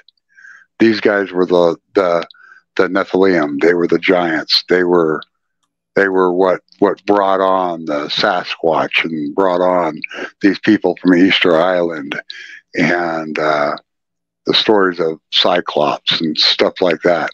I mean, we've got all these stories from around the world that point to the same thing, and they found lots of body skeletal remains of these giants. And if you look around, you start to realize that a lot of these things had to have been built by something much larger than us. If you look at the doorways of the ancient buildings, you'll notice they're not built for a guy our size. They're built for somebody that we would call a god. They're built for those people. The Greeks, the Romans, the people in China, that all support the same thing. All throughout Asia and Malaysia and all over the Middle East, they have these giants that they considered to be living gods, and they were the ones that ran these people. That's what took out the Romans and stuff. You know, that's what was going on then, and I firmly believe that we've got people walking around this planet that are pretty close to that size. I mean, I'm 6'3", but when I'm looking at a 6'10" dude, I'm looking up, you know? And there's a reason that guy's that big. Okay? There's a reason he's that big. I would have to say he's a little bit closer to whatever God we're talking about. That's what that is, whether he believes in it or not. He just happens to be like in his blood. You know what I mean? That kind of thing. So that's what we've got to deal with. We've got all these wonderful, wonderful mystery things around the world that we're trying to deal with. And that's what ASDP is about. We're about ufology. We're about the supernatural. We're about learning from anybody that wants to try and teach us. And we're about trying to educate anybody that wants to be taught. So what's your thoughts on, like, do you believe that there are mermaids or real fairies? You know, what do you think about other entities that people in the supernatural that have experiences with, that have seen them, that have seen these energies? Do you believe that these experiences that people are having are real? Yes, I do. I do. I think they're real. I mean, there's a lot of fairies are catching them in England. You know, they're getting photographs of them, video, and we're seeing them right there. You know, there's one, I think, of a gentleman. He had his kids outside in the yard. They were at by a castle or something, and this little fairy just comes right in front of his camera, you know. And this was like in the early 2000s, you know, in the 2000s, when our cameras were really crappy, you know, and you could still make it out, you know, late 2000s maybe. But and then we see video of mermaids. Now they're not going to be these radiant looking beings, beautiful people, whatever they are. The ones we're seeing, I mean, the ones that we've been seeing lately, I mean, they're not pretty to look at, you know what I mean? And so, I mean, could these things have been here for, you know, for a long time? Yeah, I think so. I think just like evolution is taking place on a lot of our fish, a lot of our, you know, alligators, snakes, whatever. I mean, it might have been a half human or whatever that probably lived here a long time ago and stayed in the ocean, and they were able to multiply, you know. I just saw a video of this guy. He sees something, he's in the middle of the ocean on his fishing boat, and you can see something next to him. It's at night though, but you can see like a white figure going like this in the water. First you think it's a dolphin, right? And all of a sudden you hear these screams that sounds like a woman. And he's like, what the, you know, what the F is that? You know, so he's like, I don't believe that. So then he goes to the other side of the boat, in the back of the boat, and he starts hearing it again. And this time it sounds like two. So, and they sound like women that are like screaming, you know, trying to grab his attention. Right. So, and I swear to God, this thing, I've seen his videos a couple of times. He's on there. I can't remember his name, but, I mean, he's caught a lot of video and audio of these things. And they sound just like women screaming out in the sea, you know, hundreds of miles in the ocean, out there in the middle of nowhere in the dark ocean. You know, he's catching these sounds. One of them actually followed them all the way back to port where they were at, and he can hear it while they docked in port. It was still screaming at him at the very end of the boat. So whatever that was, if it's a mermaid, then it's a mermaid, you know.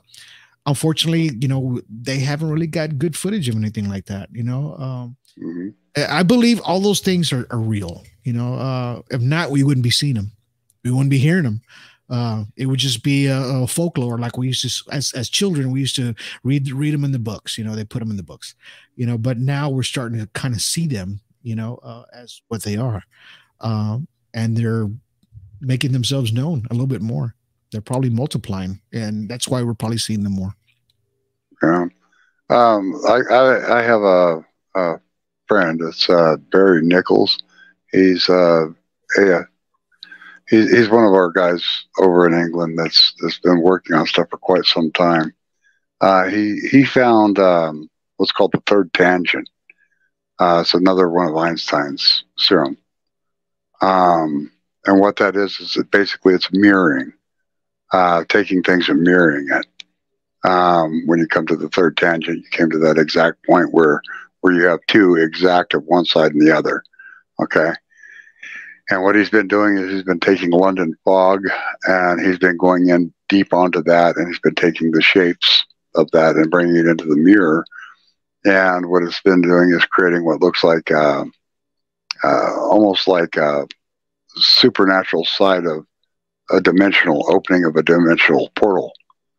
And he's not the only one that's ever done this. He kind of discovered it because of an app that he had, And then he started focusing in on fog, the English fog. And I'm telling you, I've seen Einstein sitting with demons above him. You know what I mean? There's so many different things that he gets with what he's getting out of this. But the other portion of this is he's got so many different types of cameras. He's a photographer. He's a paranormal photographer. And what he does, he'll go in on that mist, that same mist, and he zooms in all the way into each particle. And what we've been seeing is in each droplet of mist, there's a different face. I am coming to the idea on this of that being like the gap. I don't know if you understand what that is, like a hall of souls. Like every droplet you see in a cloud is a human soul that's passed and waiting to come back down. So when you look into these little droplets, and it was only Barry Nichols that showed this to us. From time to time, you'll see it in other people's work, but that's not what they're pointing out. But if you look very closely at these different particles of droplets, you'll see a different face in each one. I saw that one. I mean, when he posted that was, I didn't believe what I was seeing. You'd think it'd be a picture of the guy taking a picture, but it's not. Each face is different. It's different. And no one looks the same. It almost looks like some of them are in hell. It looks like some of them are happy. It looks like some of them are waiting. You know, each face is different. But I'll tell you right now, Mr. Barry Nichols, you did a great job on your research there. Thank you. Yes, sir. Mm-hmm. So you guys believe in aliens, maybe demons, fairies, Bigfoots, these supernatural things. Taffy's asking, do you believe in angels? Because some people say that they actually see angels or have experiences with Jesus. Do you believe that those experiences that people have from different parts of the world, different cultures, different languages, similar experiences, do you believe that they're really experiencing these entities as angels or cherubs or even experiences with Jesus himself? Of course. I think so. I mean, that when they have these experiences, and it's always a positive nature, the experience. It's not nothing like, hey, you're going to die tomorrow, or, you know, something's going to happen in your family. No, it's good things. Hey, you know, we want you to have good things. You know, you're a good person, this, things, and that, you know, it's good. This is what, when they have these experiences, it's always a positive sense, you know, and those are the things that when people see Jesus or they see angels, you know, angelic beings, you know, they have visions as well, you know. I've experienced that before. You know, I've been near death one time, and I experienced something that I cannot explain sometimes, you know, and these are the things that I've talked to other folks as well. They've experienced seeing Jesus. They experienced seeing angels. And it's different for everybody. It's not the same. They're all experiencing the same person. I believe they are. It's the same entity, but it's a positive entity. It's not a negative person, you know, that's or whatever it is. It's this telling them that, you know, the world's coming to an end. You're going to die tomorrow. Get ready. No, he's telling them, hey, you know, you're doing good. Keep going, or I'm going to keep you here. I want you to come back because you have more. You're a positive person. And when they do have this experience, they become better people, right?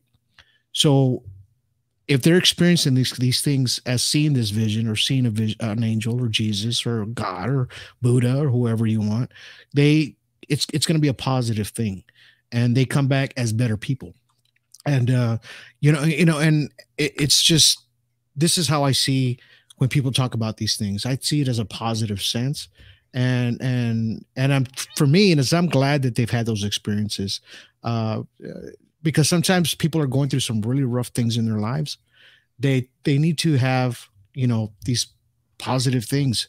And it's a reminder sometimes of folks of, you know, hey, you know, I want you to be better or do good, or, you know, this is why I'm coming to you. You know, they all have these things, and they turn out to have a positive impact on them, to where they become maybe spiritual, you know, or maybe their heart gets bigger and they're helping more people, you know, when they didn't do it before, you know. It's an awakening in a sense. So their soul lights up, you know, they become better people. And it's just one of those things that you have to be, when you experience that, you know, I believe that you're lucky. You're lucky when you experience that. You are a very lucky person to experience that. And, you know, a lot of people that have gone beyond death, you know, they've been dead for 30 minutes to an hour, and they come back and they don't want to come back. They don't want to come back because what they felt on the other side was just, you know, peace, love, you know, harmony, nothing but positive, right? Even if they went into the universe, they saw the universe, everything that they see, planets, everything, right? But it's a positive thing. So, you know, it's just like I said, you're lucky to have these things of seeing an angel or even a past loved one has come to you and you know, talk to you. We see videos of that sometimes. You know, there's one of a security guard. He's talking to somebody. The woman is watching. She's talking to him on the radio, and he's sitting there having a conversation with somebody. Nobody's standing in front of him, and she's saying, "Hey," and he gets the radio. And goes, "Yeah." He goes, "Who are you talking to?" He says, "Oh, I'm talking to this lady. Her name's Miss whatever." And she goes, "What?" And she goes, "Yeah, she's right here." And he goes, "Hold on," and he's still having this conversation with her on video, on live STV or whatever it is. And then she goes, "Hey, you're not talking to anybody." And he goes, "What?" And she goes, "Yeah, there's nobody standing there." And he stops there for a minute. And when he looks at the camera and looks back, the woman was gone. And she says, what was the name again? And he gave her the name again. Mm-hmm. And she said, "No, she was on the second floor. She died like 2 years ago, man." He goes, "What? She was standing right in front of me. She was wearing this dress, yada, yada." You know, it's just one of those things that people get to experience, you know, and that spirit, whatever it was not mean to him, was just having a conversation. So sometimes you never know who you're talking to. So kind of think about that. So think about that at times. That's right. I want to reiterate in something here. When I go up there, I'm not carrying a gun to try and scare them away or shoot at them or anything like that. When I go up there, I am actually being a good diplomat. Okay, I don't want them. They'll know exactly what's going on if they can read my mind. They'll know that I'm being a good diplomat. I'm trying to protect myself. I expect them to be doing the same thing. I'm not up there to harm them. I don't see them up there to harm me. Okay? If they were going to harm us, they would have done it a long time ago. Again, the first time I went up there and I shot the very first bit of footage, a bear cut right up across from me. I did not have a firearm on me that day. I thought, why, you know, at that altitude, what could possibly be up there? Well, there was a bear. And down at the lower altitudes that I work, there's always bears. They're called lava bears, and they're every one of the lava flows that I go to, because I'm on top of volcanoes. There's always lava bears down in there. They're not always the friendliest thing, and even those, I don't shoot at them. I might make a ground shot because I don't do air shots. I don't want to hit the craft or an airplane or anybody a mile over. So if I'm using my firearm, it's usually just to scare something away that shouldn't be there, or that should be there. I shouldn't be there. However, I'm trying to keep my friends and myself from being attacked or eaten or anything like that by the amount of wildlife that's in the Cascade Mountain Range. You can just think about that. You can Google what's there, and then you can also Google what people have seen, like a Sasquatch or whatever else that you want to look up for what's in there. But I will tell you that there's bears, there's cougars, there's big elk. The elk are bigger than the others. There's deer, there's bobcats. I've got pictures of almost all these things because I sharpen my skills as being a wildlife photographer too. And those things won't sit still for you if they think that you're going to hurt them. So that's another thing. I take lots of wildlife photography. My work's available everywhere. You can see it. I try and be the most peaceful thing I can be and leave the smallest footprint I can when I go out there. And that's the same with Donald Ledesma and anybody else that's part of ASDP. We're going to leave the smallest footprint as possible and try and get you the most information that we can. Awesome. So here on The Missing Link, this is our 482nd interview that we've done in just over 2 years. So we've talked to a lot of different people, a lot of different subjects, a lot of people that have talked to aliens, had alien experiences. We've had Corey Good on here. We've had Elena Dannon. She said that when she was 12, she got impregnated by some Greys, and some Nordics came and took it out. So we've had her in here a couple times. We have also a lot of people that have direct communication, like Elena or other people that feel that they're communicating with these aliens or with these galactics, with beings outside of the Earth. So these experiences that people are having in different parts of the world, again, different people having different experiences. Do you think that this is direct communication with other life forms, or do you think maybe that this is just manifestations of things that they want to communicate with? So they're looking to have these experiences. So then more likely they're communicating with these, beings, because they're, willfully wanting to communicate with something. And then it could be God communicating, but they think of it as an alien, or they think of it, whatever experience that they want to manifest it into. Well, you talked about Elena Danang, right? From Ireland, right? She's living in Ireland. Elena, right? Was that her name? Okay. So I had her on my show too, and I believe her mom was being abducted too, but her mom didn't tell her at first. So on that story, what you're talking about, how they talked, I believe that a lot of times it comes through your generation to generation to generation, right? A bloodline. So if your grandfather, great-great-grandfather, or other grandfathers that before the internet, before newspapers, before all this stuff, they were already being contacted by these extraterrestrials, whether they're human-like or they're Palladians, whether they're Greys, right? And I think that it goes down the generation to generation. It might skip a generation maybe, but they still keep the bloodline. And I told her that because I think that, there's something special about their bloodline, about their soul, the way they are, right? When they're communicating with these with these Palladians or whatever they are, or spiritual, or however they're talking to them, some of them use the little pendulum to communicate as well. I had a gentleman on my show that's how he was getting a lot of his answers. You can see it as how you said it. Is it God talking to them, or is it an extraterrestrial talking to them? How are we going to know this? It's kind of hard to dissect that part of it, because us as ufologists or experiencers, especially experiencers, which are people that have experienced any kind of alien or abduction, they've been through something sometimes, and they're locked in, man. They're freaking locked in. This is what it is. You know what I mean? And because they've experienced these things, do they come in these shapes and forms as a gray or as a human being? Hey, maybe, maybe this is what it is. It's hard for us to distinguish whether it's an extraterrestrial or a spiritual being. As like a God spiritual being talking to them, right? Because when they're having these conversations, nobody's there with a recorder, a tape, or anything like that, watching these people physically talk to them, right?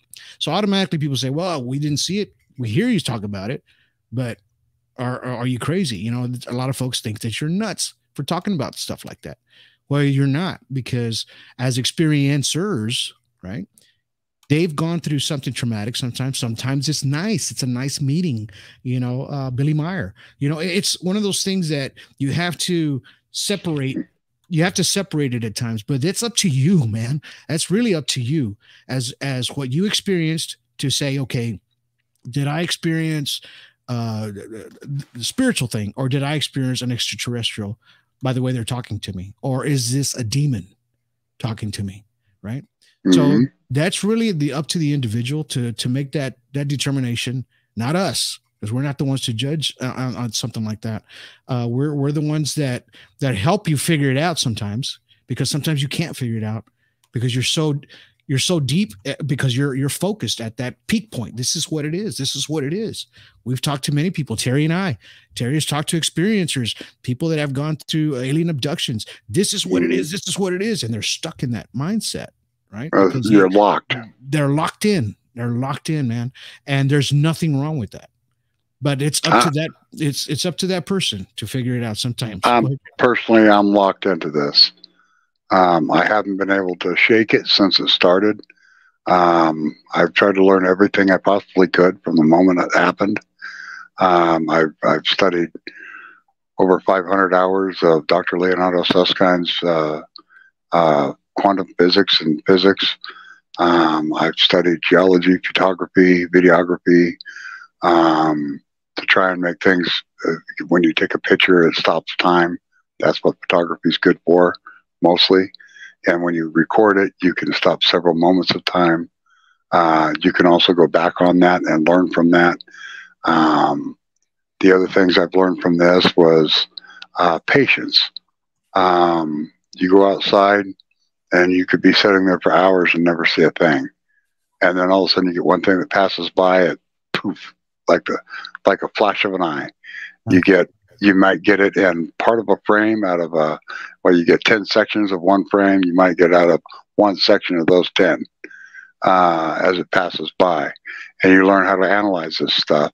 And once you've seen this stuff with your own eyes, you can't unsee it. You start to process things differently. I use these for driving. That's probably not a good thing to say, but I take these off when I'm driving so I'm not distracted by the things that are moving past me while I'm driving. Okay? So if an officer asks me while I'm driving without my glasses on, I'll tell them to protect the public. There you go. That's pretty much it, because I can see things moving now that I've seen it.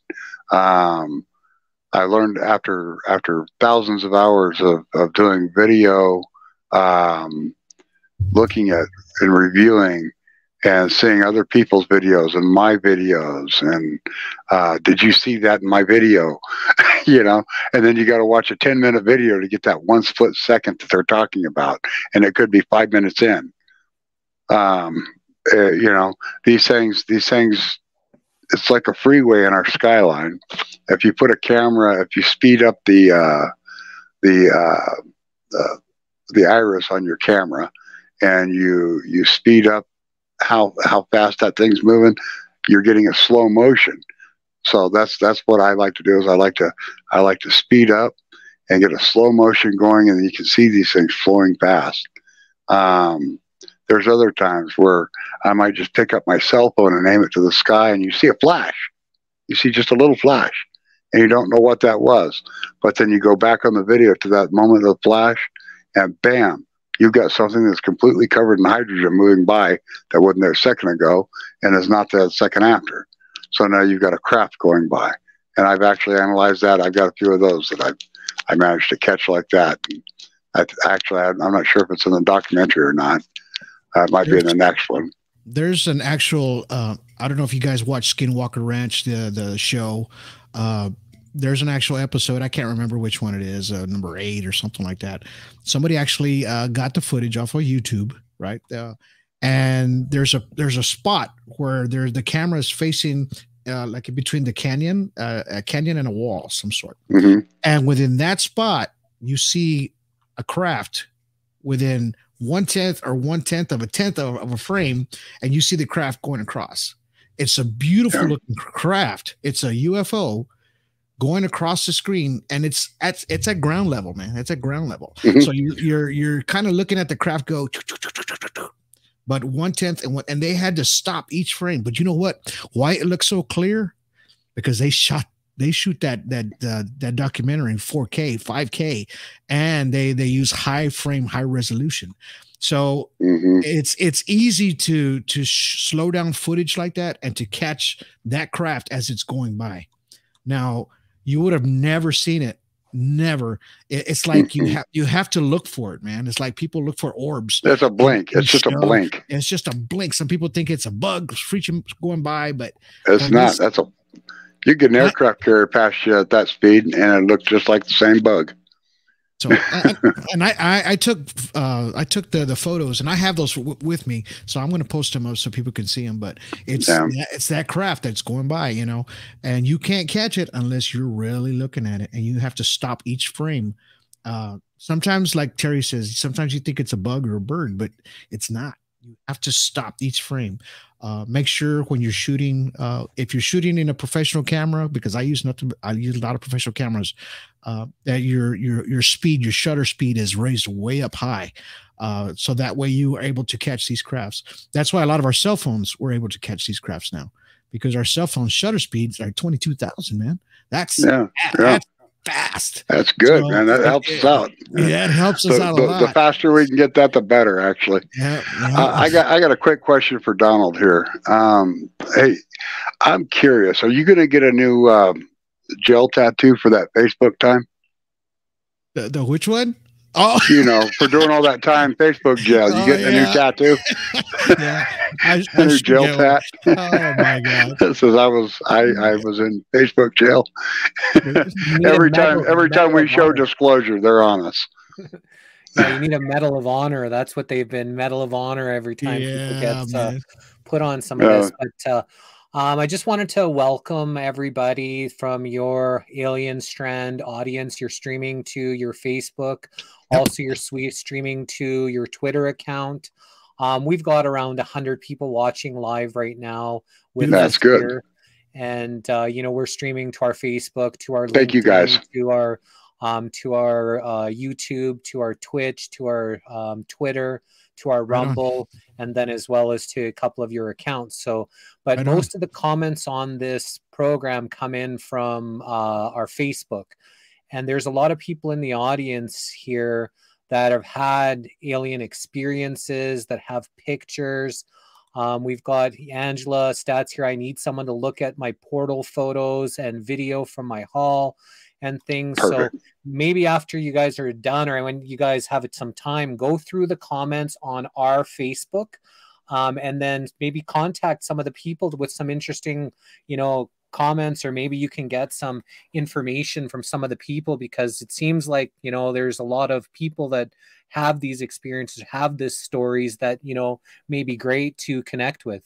Yeah, I think Angela's on my Facebook. It's on my Facebook. I've seen her there, so I think I've talked to her a couple of times. But yeah, Angela, send it to me, and we'll throw it to Alien Strand Disclosure Project. I think you're part of that too. But if you're not, if you want to be a ufologist or learn ufologist, that's right. Go to our it's called Alien Strand Disclosure Project on Facebook, and it's a private group where you're handpicked. We're picking you by hand. So if you guys want to be on there, you can always find us on Facebook. You can find me or Terry.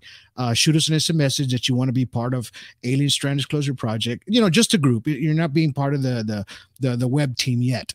The research part, yeah. The research, yeah. So this is part of our private group, and we teach you how to be ufologists. And this is where we're going to find the cream of the crop, by the way. Yeah. So we go through a lot of photos, videos, and then we start. All of us, there are nothing but ufologists on there and learning ufologists. So that's all we do. And we don't troll each other. We don't do anything. We don't disrespect. We don't disrespect anybody. And that's what we're about. We're about, you know, getting this disclosure out and helping people. Not just that. Remember when I said the word, the voice of the voiceless? That's what we're trying to do with the Alien Strand Disclosure Project, because we're for the people as well. You know, we're here for you. We're here to work for you and to get this information out for everybody. Susie saying, I don't know his name, but the bearded fellow looks so much like my first hubby. Ooh. Your first husband was really good looking. He's a lucky guy. So I guess the last kind of question that I have for you guys, and then we can share your guys' websites and maybe we can go over that. But We had one of our interviews was a guy named Boyd Anderson, and he scored the 5 fastest goals in hockey history, 5 goals in 3 minutes and 7 seconds, I believe. And so his number was 53:08, 5 goals in 3:07. The Illuminati found this fascinating, brought him into his inner circle because they're all about numbers and numerology and all that. So they put him in on, the big gold heist that happened, with the gold in Thailand, with the ships or the plane and all that. He knew about this. He knew about the Bitcoin guy. But one of the things that he was talking about, so they were letting him know about the plans, what they have for humanity. And one of the things he was saying was in 2024, I believe, which is next year, they plan on having a fake alien invasion. And, Keep hearing about that. They may use things like Project Bluebeam to have to look if you got a fighter jet and you put a Project Bluebeam on it to look like it's this big alien craft. The fighter jet will actually shoot, so there actually be physical destruction coming from this holographic image. So people are going to be terrified. This alien invasion, oh no! And then all of a sudden, some benevolent ETs are going to come in to save the day, and that's going to be the new Jesus that everybody worships, and that's kind of what their kind of plans are. So I was just wondering what your guys' thoughts on about fake alien invasions, now that the government is saying that, aliens are real, and, they're all about control. They're all about, obviously, this, this virus. It was something that they created. You talked earlier about cancer. Cancer can be cured, no problem, but it's actually illegal to cure cancer in the United States. You cannot you can cure cancer. It's actually illegal because they make too much money off of it. So there's obviously some dark entities that are controlling things here, pulling the strings in certain ways. So, do you think that this is possible or potential that they use now that they're using disclosure to actually come and, target people for the next big pandemic, but alien-demic? You think that this is possible? Well, they already tried with the virus, right? So, this was the big deal, the big woo-ha-ha that was supposed to happen, which was predicted by a CIA agent that died many years ago that said this was going to happen, and it did happen, right? So, is Illuminati? Yeah, I'm sure they're real. I'm sure they got their agenda ready to rock and roll. As a projection for a UFO in the sky and them start blowing things up, it's kind of makes sense, yes, and maybe no, right? Because if you notice, they want that one world government, right? One world order, whatever they call it. They want that, and it have to be together with every single government and every single country in the world in order to pull this off, right? Because if it's happening in the United States, or it's happening in Canada, or it's happening anywhere, it better be happening everywhere, all over the world at the same time. Because if it's not, then we know it's bullshit, right? So this is how we're going to, as people that are awake now, they're starting to wake up now because they're starting to see more what these extraterrestrials are, what they really are, who they communicate with, that we talked about earlier. And I just think that we as the ones that are awake are going to know the difference between if they try to pull this crap off, it's not going to get very far. I don't think it'll get very far at all, because it might make sense to some that the thought process of putting this together is probably real. It's probably real. It's probably on black and white. It's there. We're thinking of doing this, right? But is it really going to make a difference if they do something like that? Because not everybody is going to be on the same page.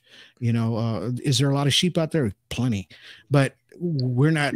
Once you open your third eye or whatever, or wake up, to what's happening around you with podcasts like this one, podcasts like mine, watching the movie The Middle, watching everything to learn and learn the experience of what's real and what's not, you'll be able to distinguish that.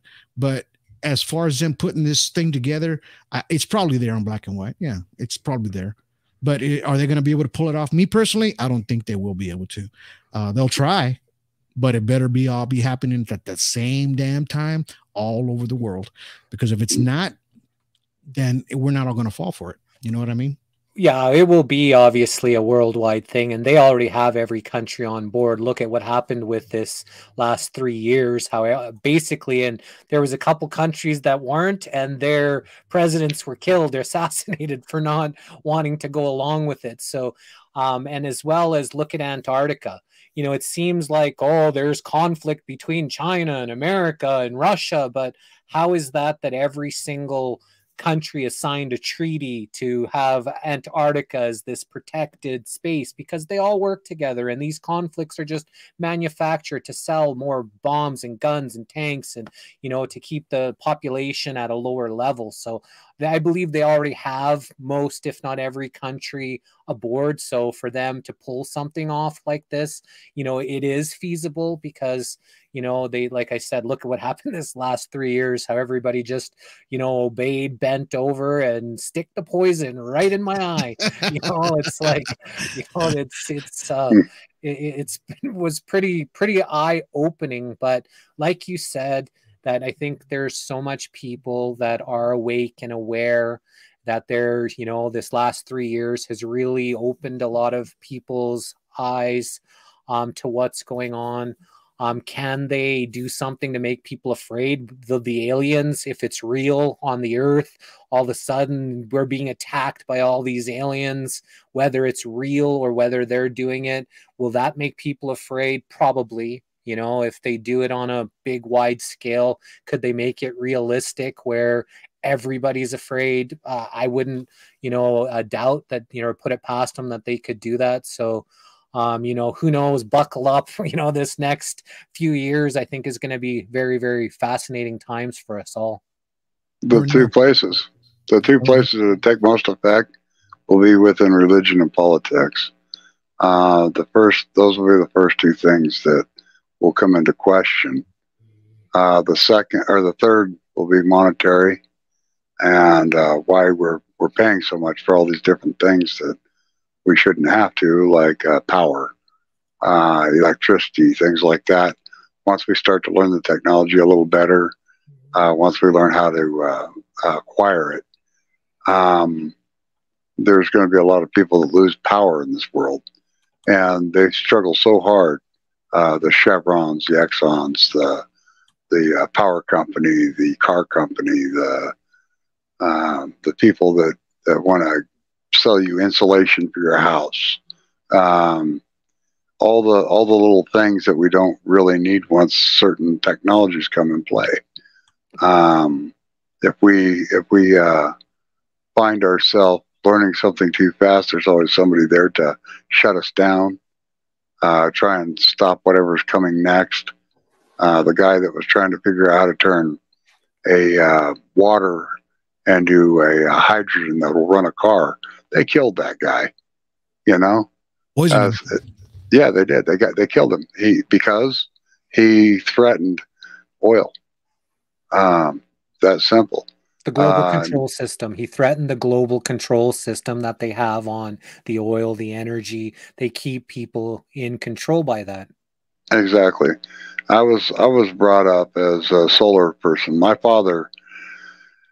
This might be a good thing for me. I'm not sure, but my father, he designed a solar power plant down in Southern California. They put him on the cover of Popular Science magazine in 1985 of February. That's my dad on the cover. That's a solar power plant that ran a really large chunk of San Diego's electricity. It went away. It just went away. It was an oil company that built it. That's why the place went away. It was called Bitchute. That was an oil company out of Texas, out of Abilene. Basically, they did the same thing all these other places did. They build a solar power plant or they build wind generators, and they use it all the way up till all the tax benefits are gone, and then they shut the crap down. Because, you know, it's worth money to them to have the tax credit, and then they get to say that they got this removal of a carbon footprint for building a solar power plant or building a wind generator farm, or so they build these things basically as a tax write-off, and when it's no good to them anymore, bye, it's done. They won't even sell it to someone else that wants the tax credit. You know, they at least do that. But no, they shut the stuff down. It turns into a ghost town where the stuff's at, and now the world is not better. Now they got a bunch of junk sitting there that could be productive, but it's sitting there. It's just junk, and it's not producing electricity for the people of San Diego or Los Angeles. You put all these dams up to create hydroelectricity, but then we have all these people that are fighting against global warming, which gets rid of all the water that fills up those dams. Everybody knows that those dams require water to create the electricity that they spend all that damn money to build the dam for. And if we don't do something a little bit different, rather than taking all the stuff that we're turning into something that could help us and turning it into garbage, but still running the whole gamut of fossil fuels and whatnot, we're smarter than that. Anybody who says that I need to have my dumb Dodge truck, or I need to have my dumb Harley Davidson to look cool and be smarter and badder than this other guy, is somebody that's actually dumber and not as smart as the other guy, that's running around trying to figure out how to charge that stupid Prius he's driving around with a solar plant on top of his car. Now that guy's smart. He's trying to find a way to actually be a self-sustaining man. Do you hear me, people? If you become self-sustaining, you're a man. If you're dependent on oils and things like that, you're a subject. You need to find a way to become self-sustaining in this world. I talked to this friend of mine today, just today. Here down in South Texas, we have nothing but wind turbines. They're all over the place, right? These things are over $200,000-$300,000 or each one to put together. And he says, he's a truck driver, and he told me, he goes, "Hey Don," he goes, you know what we're doing with the blades? And he goes, the ones that that they don't use anymore, or they're used from these wind turbines. And I'm like, no. Just kind of shred them and reuse the material? He goes, no. They cut them in half and they bury them. That's what they're doing with all the blades. Cutting them in half and burying them. I said, wait a minute. Oh, so all this electricity that we're getting from these wind turbines, and then they're using the plastics, the petroleum. Mind you, each one of those wind turbines has 80 gallons of oil inside of it, okay? To make it work properly. Mm-hmm. Okay. It's got to have lubricant. So it's senseless, man. It's freaking senseless to me. It just doesn't, it's like spitting in the wind. So I said, dude, at that point it is. Yeah. I said, dude, they're cutting the blades in half. He goes, yeah, we're taking them all the way to, I don't know where he said, Kentucky or wherever, and they're burying them. How about this one? One of those. How about blades. This little factoid? This is a good one.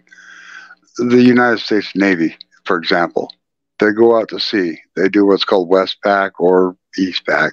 The West Pack's the one I know because I'm from the West Coast. When they come back in, they get about 17 miles out, and they dump every freaking tool that's on that boat to keep the Navy budget up. Every tool. Disgusting. That is disgusting. Actually, the military is the number everybody's one pocket here. Polluter in the world. They want to talk about climate change and all this. One of the crazy parts is they're trying to target carbon. Carbon is what actually CO2, which actually, it actually feeds the plants. It feeds the trees. Mm-hmm. When we're growing indoors, we have carbon machines that are putting CO2 into the plants, and they're wanting to remove it. Like, everything is kind of crazy. But do you guys believe in like the white hats and the dark hats? And do you believe that there is I do. some forces that are cleaning out some of these old bloodlines, and some of this, that the filth of the earth is gonna be eradicated, and we're gonna be a new day and age here soon? It's just there's darkness in our world and there's light in our world, and there's people that are out for bad things, And there's a lot of good people in this world too that want to make a change and make things. I get it. You know, they want the earth to last and to be sustainable. Yes, we have to have it that way. I get that part too. But there's a lot of bad dudes out there, you know, that are unfortunately in, you know, these higher positions, and they're in control of our destiny sometimes, because they're able to do these things that are right under our noses, and there's nothing that we could do about it, right? Mm-hmm. So the guys with the white hats that are trying to fix this part usually get shunned or get whatever, you know, and it's unfortunate, you know, that's the way the world is now these days, you know. And I talk with this about my wife, you know, every once in a while. I say, you know what, sometimes I feel that the world needs a damn reset. We need a reset in humanity so that way we can see that us as human beings shouldn't be this way to each other. We should be able to be sustainable, to grow, to work together and be together, right? A lion will not kill another lion, okay?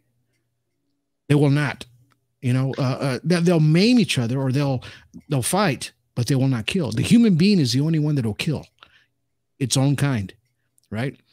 So this is how we see things, you know, in the human perspective.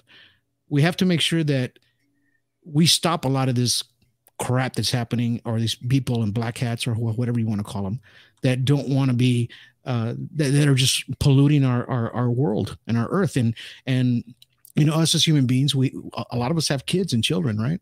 Grandchildren. You know, we want them to grow and live in a sustainable earth atmosphere, a nice place where they can raise their children as after we're dead and gone, right? But as us right now, if we could make a difference, well, let's make a difference. Do something about it. Do something about it. Don't just talk. Do something about it. You know, and that's what people have to have a voice a lot of times to do it. Don't just talk. Do it. You know, put on the big boy shoes or big girl shoes and get on it. You know, and that's what we have to do sometimes. You know, unfortunate. You know, I hate that the world is what it is. You know, just like I told my wife, sometimes I think we need a reset, unfortunately. You know, something cataclysmic needs to happen to where there's only a certain amount of people left in this world. And then all they have to do is just love each other and sustain each other and to survive, right? Because we see them in movies all the time, that this is what it's going to take. There's no separation of who they are, what color they are. That's going to be not even a factor if it's something like that ever happens to the human being. Because it's going to be either us to survive and to live on and just to keep on sustaining, or we completely destroy ourselves. We are our own worst enemy as human beings. So we have to make sure that, like we talk about, keep your eyes open, make sure that we're watching what's happening around us, make sure that you can make a difference, no matter what it is. Whether it's in ufology, spiritual, whether it's in the ecosystem. If you want to make a difference, you know. And this is what you have to do as a human being. Be positive, be diligent, go forward, you know, and just keep on, you know, go after what you believe that's the right thing to do. Us as ufologists, we believe that we should get disclosure out there. It's the right thing to do. Mm-hmm. And as ufologists and citizens, as ufologists, because we are citizens as well, like Terry says, we are the ones that are going to make the difference. Now that movie, The Middle, or right above Terry's head, that's the beginning start. When people saw that movie, they're like, oh my God, I can't believe, you know, you showed that. These are things I've been catching in the sky, and you actually showed it in this movie. And a lot of people called me crying. They couldn't believe what they were seeing because they thought they were crazy, right? But we were able to make a difference and made them feel better by watching that movie. Whether it was 1 or 10 people, they were able to feel better by watching that movie, and they watched it over and over and over, over again, because they wanted to have that redemption of, you know what, I wasn't seeing it. So this is what we have to do as people and human beings, no matter what you're in. Always stay positive, stay diligent, do what you're going to do, make a difference, you know, and that's just what I feel that we should be doing. Okay, well, did you have anything to add there, Terry? I do, actually. One other thing is we're not doing this for like like big fortune or anything like that. We're trying to come up with the funds to create, one, the ability to film more, to be able to make more movies. The other is we're trying to come up with the ability to have equipment, certain types of equipment make what we do better. For instance, I don't have something called a rag counter for radiation. I don't have something for checking magnetic fields if something happens to come near me with a magnetic field. There's pieces of equipment that need to be purchased to make this a more efficient operation. Again, we're trying to come up with a mobile laboratory. We want to try and get something that we can pull up to the top of Mount Shasta's parking lot, or the top of Planet Peak's parking lot, or down into the ranch area down under Mount Adams, which, again, I said was the Cascadia Passage. We'd like to be able to put a piece of equipment out there that has super zoom cameras on it that we can go all the way down to Mount Shasta from Paulina Peak and be able to monitor everything that leaves that mountain between the two, and do the same the other way. We're looking to build our equipment. We're looking to build our experience. At some point here, we're going to be taking our members of ASDP at different times as they become members, and we're going to have something to where people can put in towards getting that equipment, and then we're going to run that equipment, and we're going to teach people how to use that equipment as they're part of it. And then they get to learn how to use that exact equipment, and maybe go home and buy something that, like the night vision camera with infrared on it, which I actually already have one of those that was donated to me. Okay. This is the type of thing. If we can get the equipment that we need, we can get better results. The better our equipment, the better the results. And before you know it, we're going to get better results than, say, the U.S. military. We as ASDP, we don't require any government, not one government, for disclosure. We are our own disclosure. We don't need them to say what we saw. Okay. And I certainly don't need anybody from the government telling me that the thing that I videoed was a hallucination. Why would I go with that?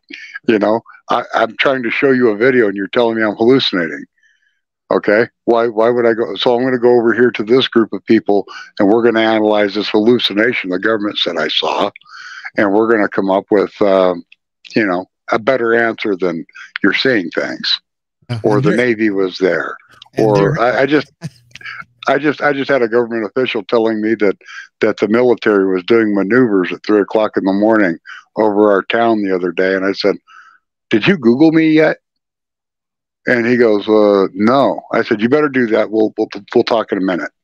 And he did that. He says, "Okay, so it wasn't military stuff."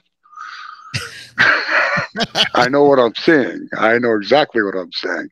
3 o'clock in the morning, not yesterday, day before, I walked outside because I have a tough time sleeping.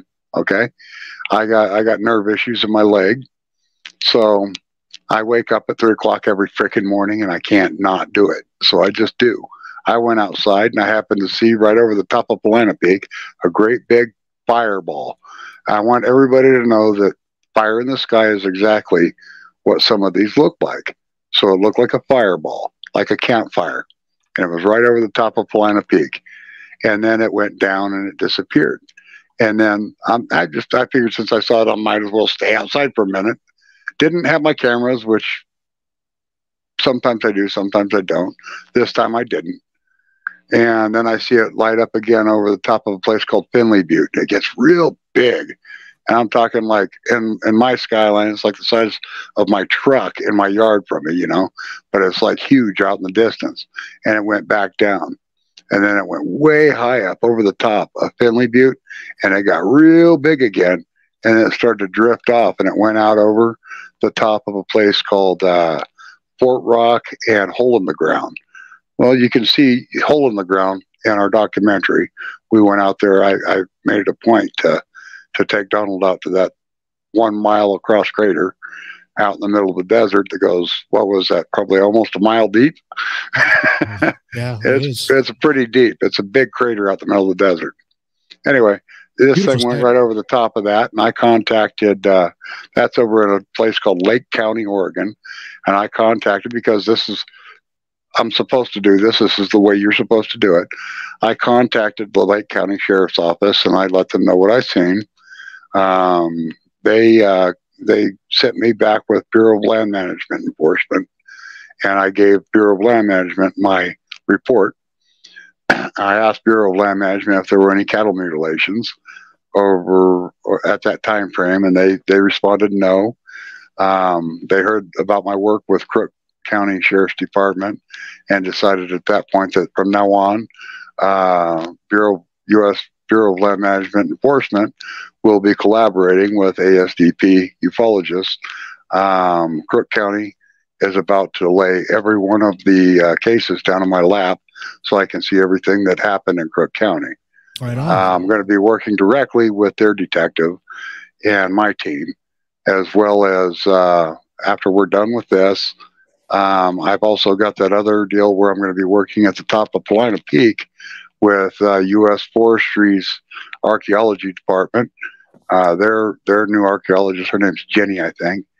And then there's the people from the University of Oregon Archaeology and Paleontology that want to go up there, take a look at it. And my team again, ASDP, is going to be up there working elbow to elbow, boots on the ground with those agencies.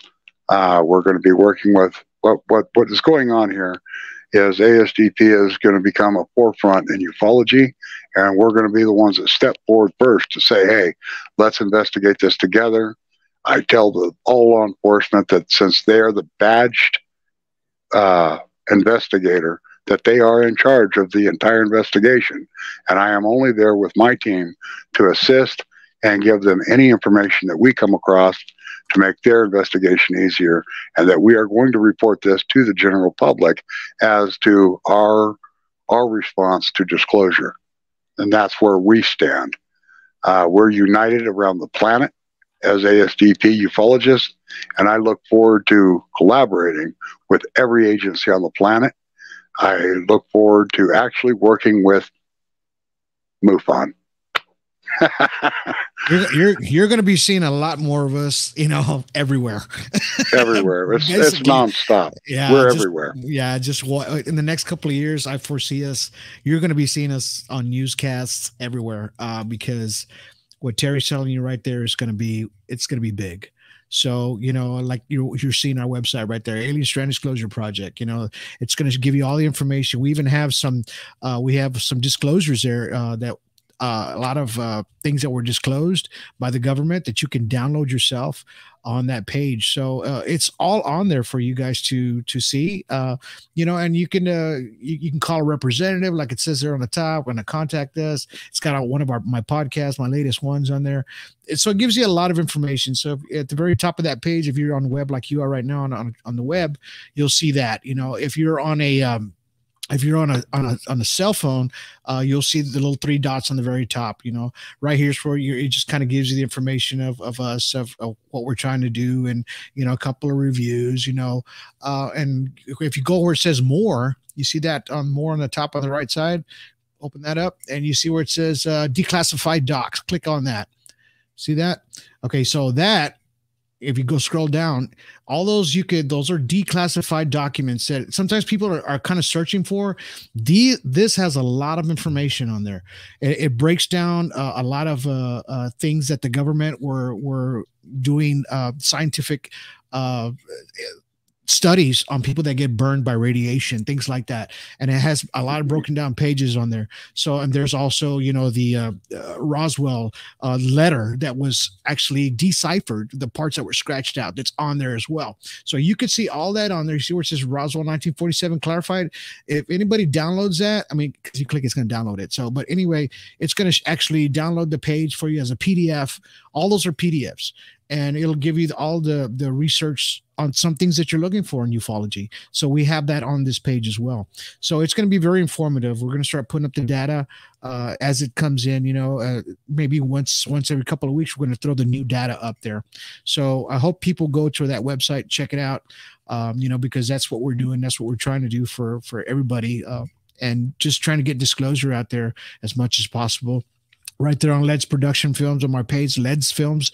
This is my production company where you can find the movie. You can find all the information about the film, our filming process, how we filmed the movie, The Middle, which is on there, and it gives you the information of what's coming, what pages that you can find what platforms you can find the movie on.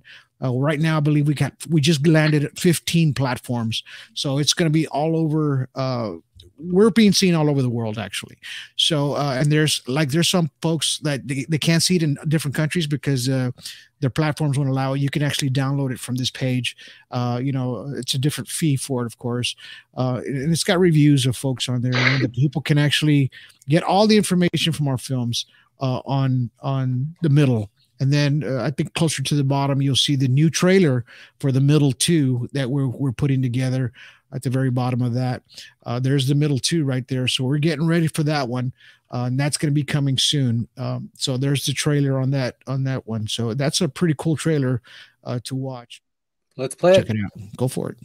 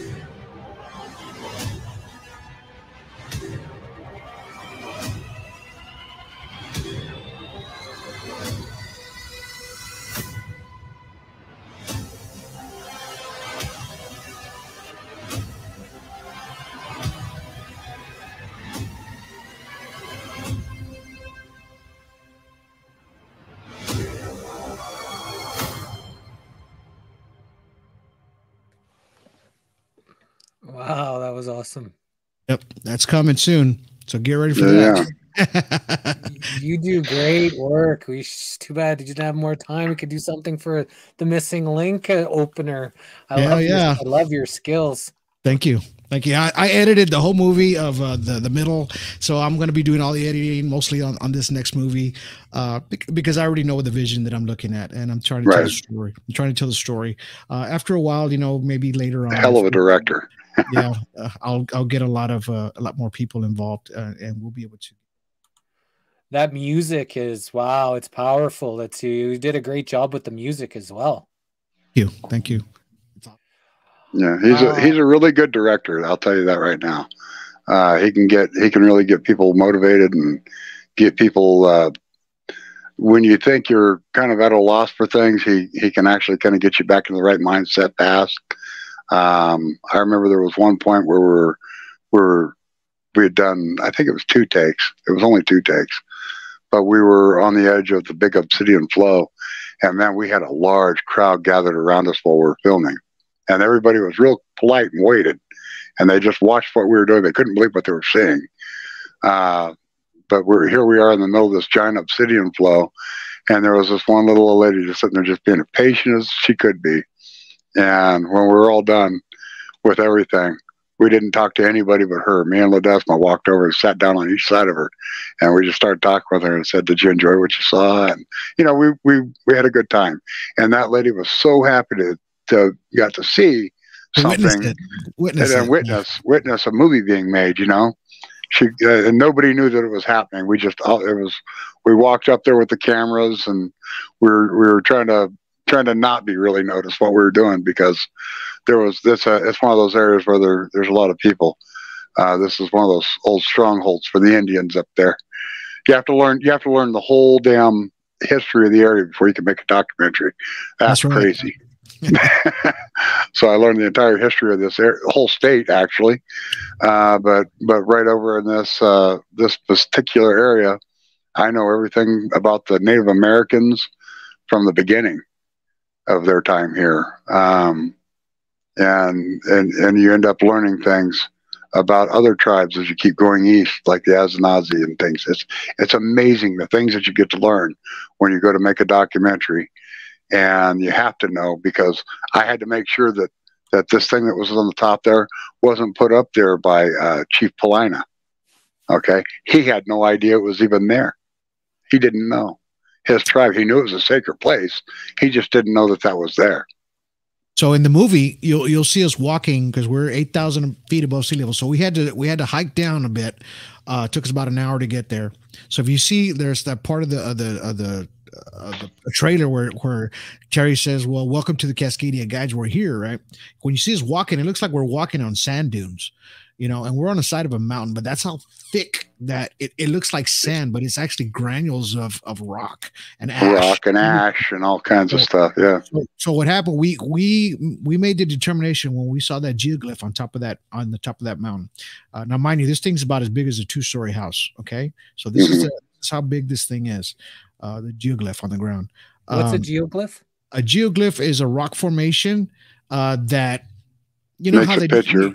Yeah, it's like a picture of something or something that could be that was made by somebody from the past, way in the past in the ancient times, right? Just like petroglyphs. You know what a petroglyph is, right? When they do the natives do the writings on the wall. On the walls with pictures, and it looks like a sun or an alien. Sometimes people see that, like hieroglyphics for the Egyptians. Yeah. Right. Would be what the natives did, same kind of thing, but this is geoglyph. Geoglyph, right? Geoglyph, which is massive. Yep. Okay. And you can only see it like from the sky, kind of thing. Well, this one you can tell what it is by walking up on it, but this is something that you would notice from the sky. Like if it was a craft going by or something to that effect. This is a picture letting them know it's a stop sign. You've seen the geoglyphs at the Nazca lines. You know what I'm talking about with what's going on down in Nazca, Peru? No, I'm in Canada, so I don't, and I haven't actually heard about that. Oh, okay, well, look it up. You're going to enjoy what you find there. The Nazca lines. They've got some of the largest geoglyphs in the world. I believe that the largest geoglyph in the world is actually in Australia, and that's a massive one. But I believe that one was put there by not so long ago by the people to actually attract folks. But this in particular geoglyph, I'm estimating it to be about, and this is before we get any confirmation from U.S. forestry archaeologists. I'm going to estimate it, in my opinion, to be over 8,000 years old. The geoglyph was covered 6,000 years ago by the volcanic eruption for the large, they call it the big obsidian flow, was 6,000 years ago. It was the last eruption on the Newberry volcano. So that would be the time frame that this was covered. 2011 is when it started to resurface, and when we went up to do the filming, as we came up on what looked like a sphere to me, and that was by the way, that day that was a new find on that very day we were filming for me, and then a little bit later, Donald Ledesma was looking at more satellite footage, and he found a trident off in the distance. In the documentary, I said that tells me, because we found this, that there's got to be something off on the other side. And lo and behold, there was a trident off on the other side that's facing the Pacific Ocean. A year later. That was a year later. Yeah, that was a whole year later. You also got to keep in mind that this area is only opened up for maybe 2 to 3 months a year. I don't think that they've even got the gate open right now. It's usually got 20 feet of snow on top, and it stays completely covered in snow, of course, until the weather heats up, and then it opens up. And then you've got a limited number of people that even go hiking up there because they got better things to do in Central Oregon. You know, they go out to, we got Cascade Lakes Highway out here. This place is known as the Mecca for sports, outdoor sports. So if you end up getting people up there, it's usually somebody that may have heard about it from our movie, or somebody who happened to stumble across it while they're hiking, or maybe even somebody who flew over it in an airplane. Those are the people that would know about this at all. It's a protected area, so to create something like this would have grabbed the attention of U.S. Forestry a long time ago. It's in like I said again, a very protected location. And very soon here, U.S. Forestry is going to be putting like a chain link fence around each of the glyphs that are up there to kind of protect them.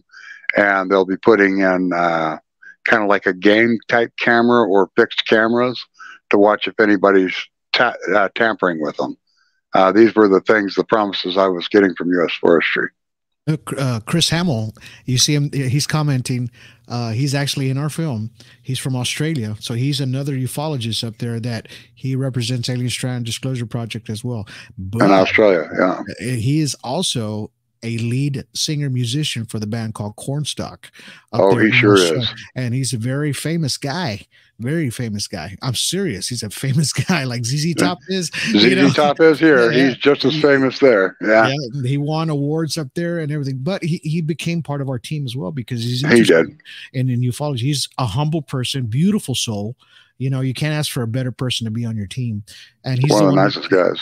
He's the one that's helping Canada up there with their rocket footage. So they're the ones that actually contacted him.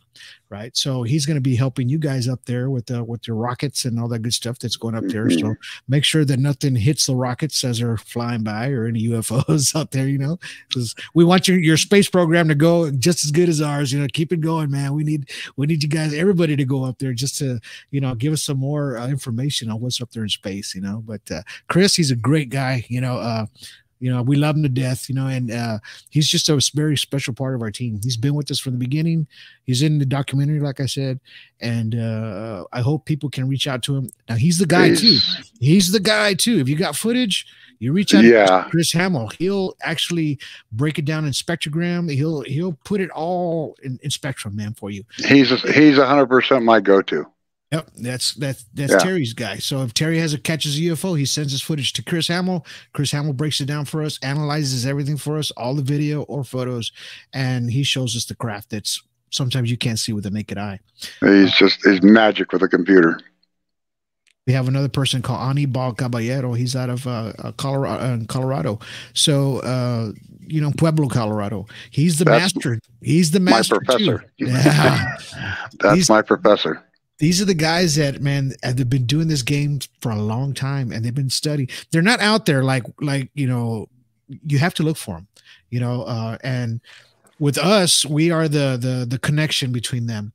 And so that way people can reach out to them. And he's into the spiritual realm as well. Anibal is. So he's got a couple of pages there for people that are into the ghosts and ghost hunting and stuff like that. He actually has a lot of photos and videos but he's got great UFO footage, man. I swear to God, this dude's got a night vision camera. So does Chris. They got this amazing cameras that'll catch things that we can't see at all. Remember earlier I said that I got a night vision camera with infrared. Well, that was a gift from Mr. Annibal. that was a gift from Annibal. He sent that to me from Colorado when he got his new one. He sent me his old one, and I'm looking for it. I've got myself geared up now to when we get ready to go out and do our investigation. I'll have my night vision with me. I'll have my two Nikons, possibly by then a third one. We finally made it to wonderful month called June. Anyway, possibly a third Nikon, and then we'll see what kind of things happen. Hannibal's taught me how to use my P500. He taught me how to do that while he's using a 900 and a 1000. These are the cameras that you'll want if you want to get a good resolution with a good super zoom. The 900 is a 2000 millimeter super zoom. The P1000 is a 3000 millimeter super zoom, and you can record video at those millimeters. And you can also do the things I said. You can speed up your shutter speed to slow down for slow motion. You can on the newer one, the newer P1000s, you can zoom while videoing, which is a nice option. I can to a certain point, and then I hit super zoom and it stops on mine while I'm videoing. But these are all different types of cameras, and the type of camera you want is something that you can really reach out and touch. Now, if you know that you've got things that are just really close, you don't need that kind of camera. You want to get yourself a full spectrum camera. Like, now I'm going to go back to being a Nikon guy because I am Nikon, and I always say that in every single one of these. And I have a D3200 that does the full spectrum, and that's what you need to get for catching all the things that you're wanting to get in nice and close and get a good tight video of it. Now, if you want something that's shows better in low light, you're probably going to want to put a little more money out and get a Sony. Last question I have for you guys is, what's your thoughts? And this comes from Trazacat on our Facebook. What's your thoughts on Tartaria and the mud floods? Do you guys know about that? Anything? I'm not familiar. Mm-mm. You, Terry? Not really, unless you're talking about like what happened down in California at the La Brea tar pits or something like that. That's about all I've got on that.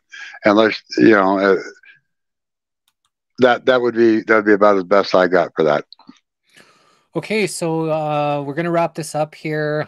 Is there anything that we didn't talk about here today that you wanted to maybe share with our audience? No, actually. Get ready. Go ahead, Terry. Get ready for the middle three. Yeah, it's going to be all about cattle mutilation. So remember, the middle is out right now. It's out on Amazon Prime. It's out on Tubi TV, so you can watch it for free. But all the commercials, of course, Amazon Prime, it's only like $2.99, real cheap. So we kept it that low so that way you guys can sit there and watch it, you know, without having to worry about commercials. It's on Hoopla. It's on Apple TV.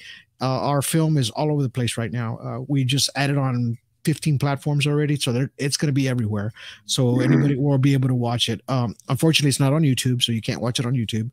And also, our second film, we're going to start production here in this month already. In a couple of weeks, we're going to start shooting the second. The trailer you just saw, the last one, we're going to start shooting for it. I already got the first 8 minutes done, so that's ready to rock and roll. So I just need to keep going, man. That's going to be a 3-part series, so get ready for that. That's going to actually open up in November, okay, around November, December. So you'll start seeing that on Amazon Prime, okay? So that's on 2. So if we're able to get everything going, then the part 3 that Terry's talking about, the cattle mutilations, that will be next. Okay. So get ready for that as well. We are busy folks. We're always pushing. I'm pushing podcasts, and we're doing Alien Strand, Disclosure Project. We're doing everything. We're doing interviews. We're just trying to get the information and disclosure out, which is kind of for everybody to know. Okay, awesome. Well, thank you both for your time. Thank you both for all your service. Thank you for just, enlightening people to what you guys deem as something really important that people become more aware of, because they've hidden this stuff from us for a very long time. And now is the time of full disclosure that we actually start to know what's been going on, what they've been doing to us, what they've been hiding from us.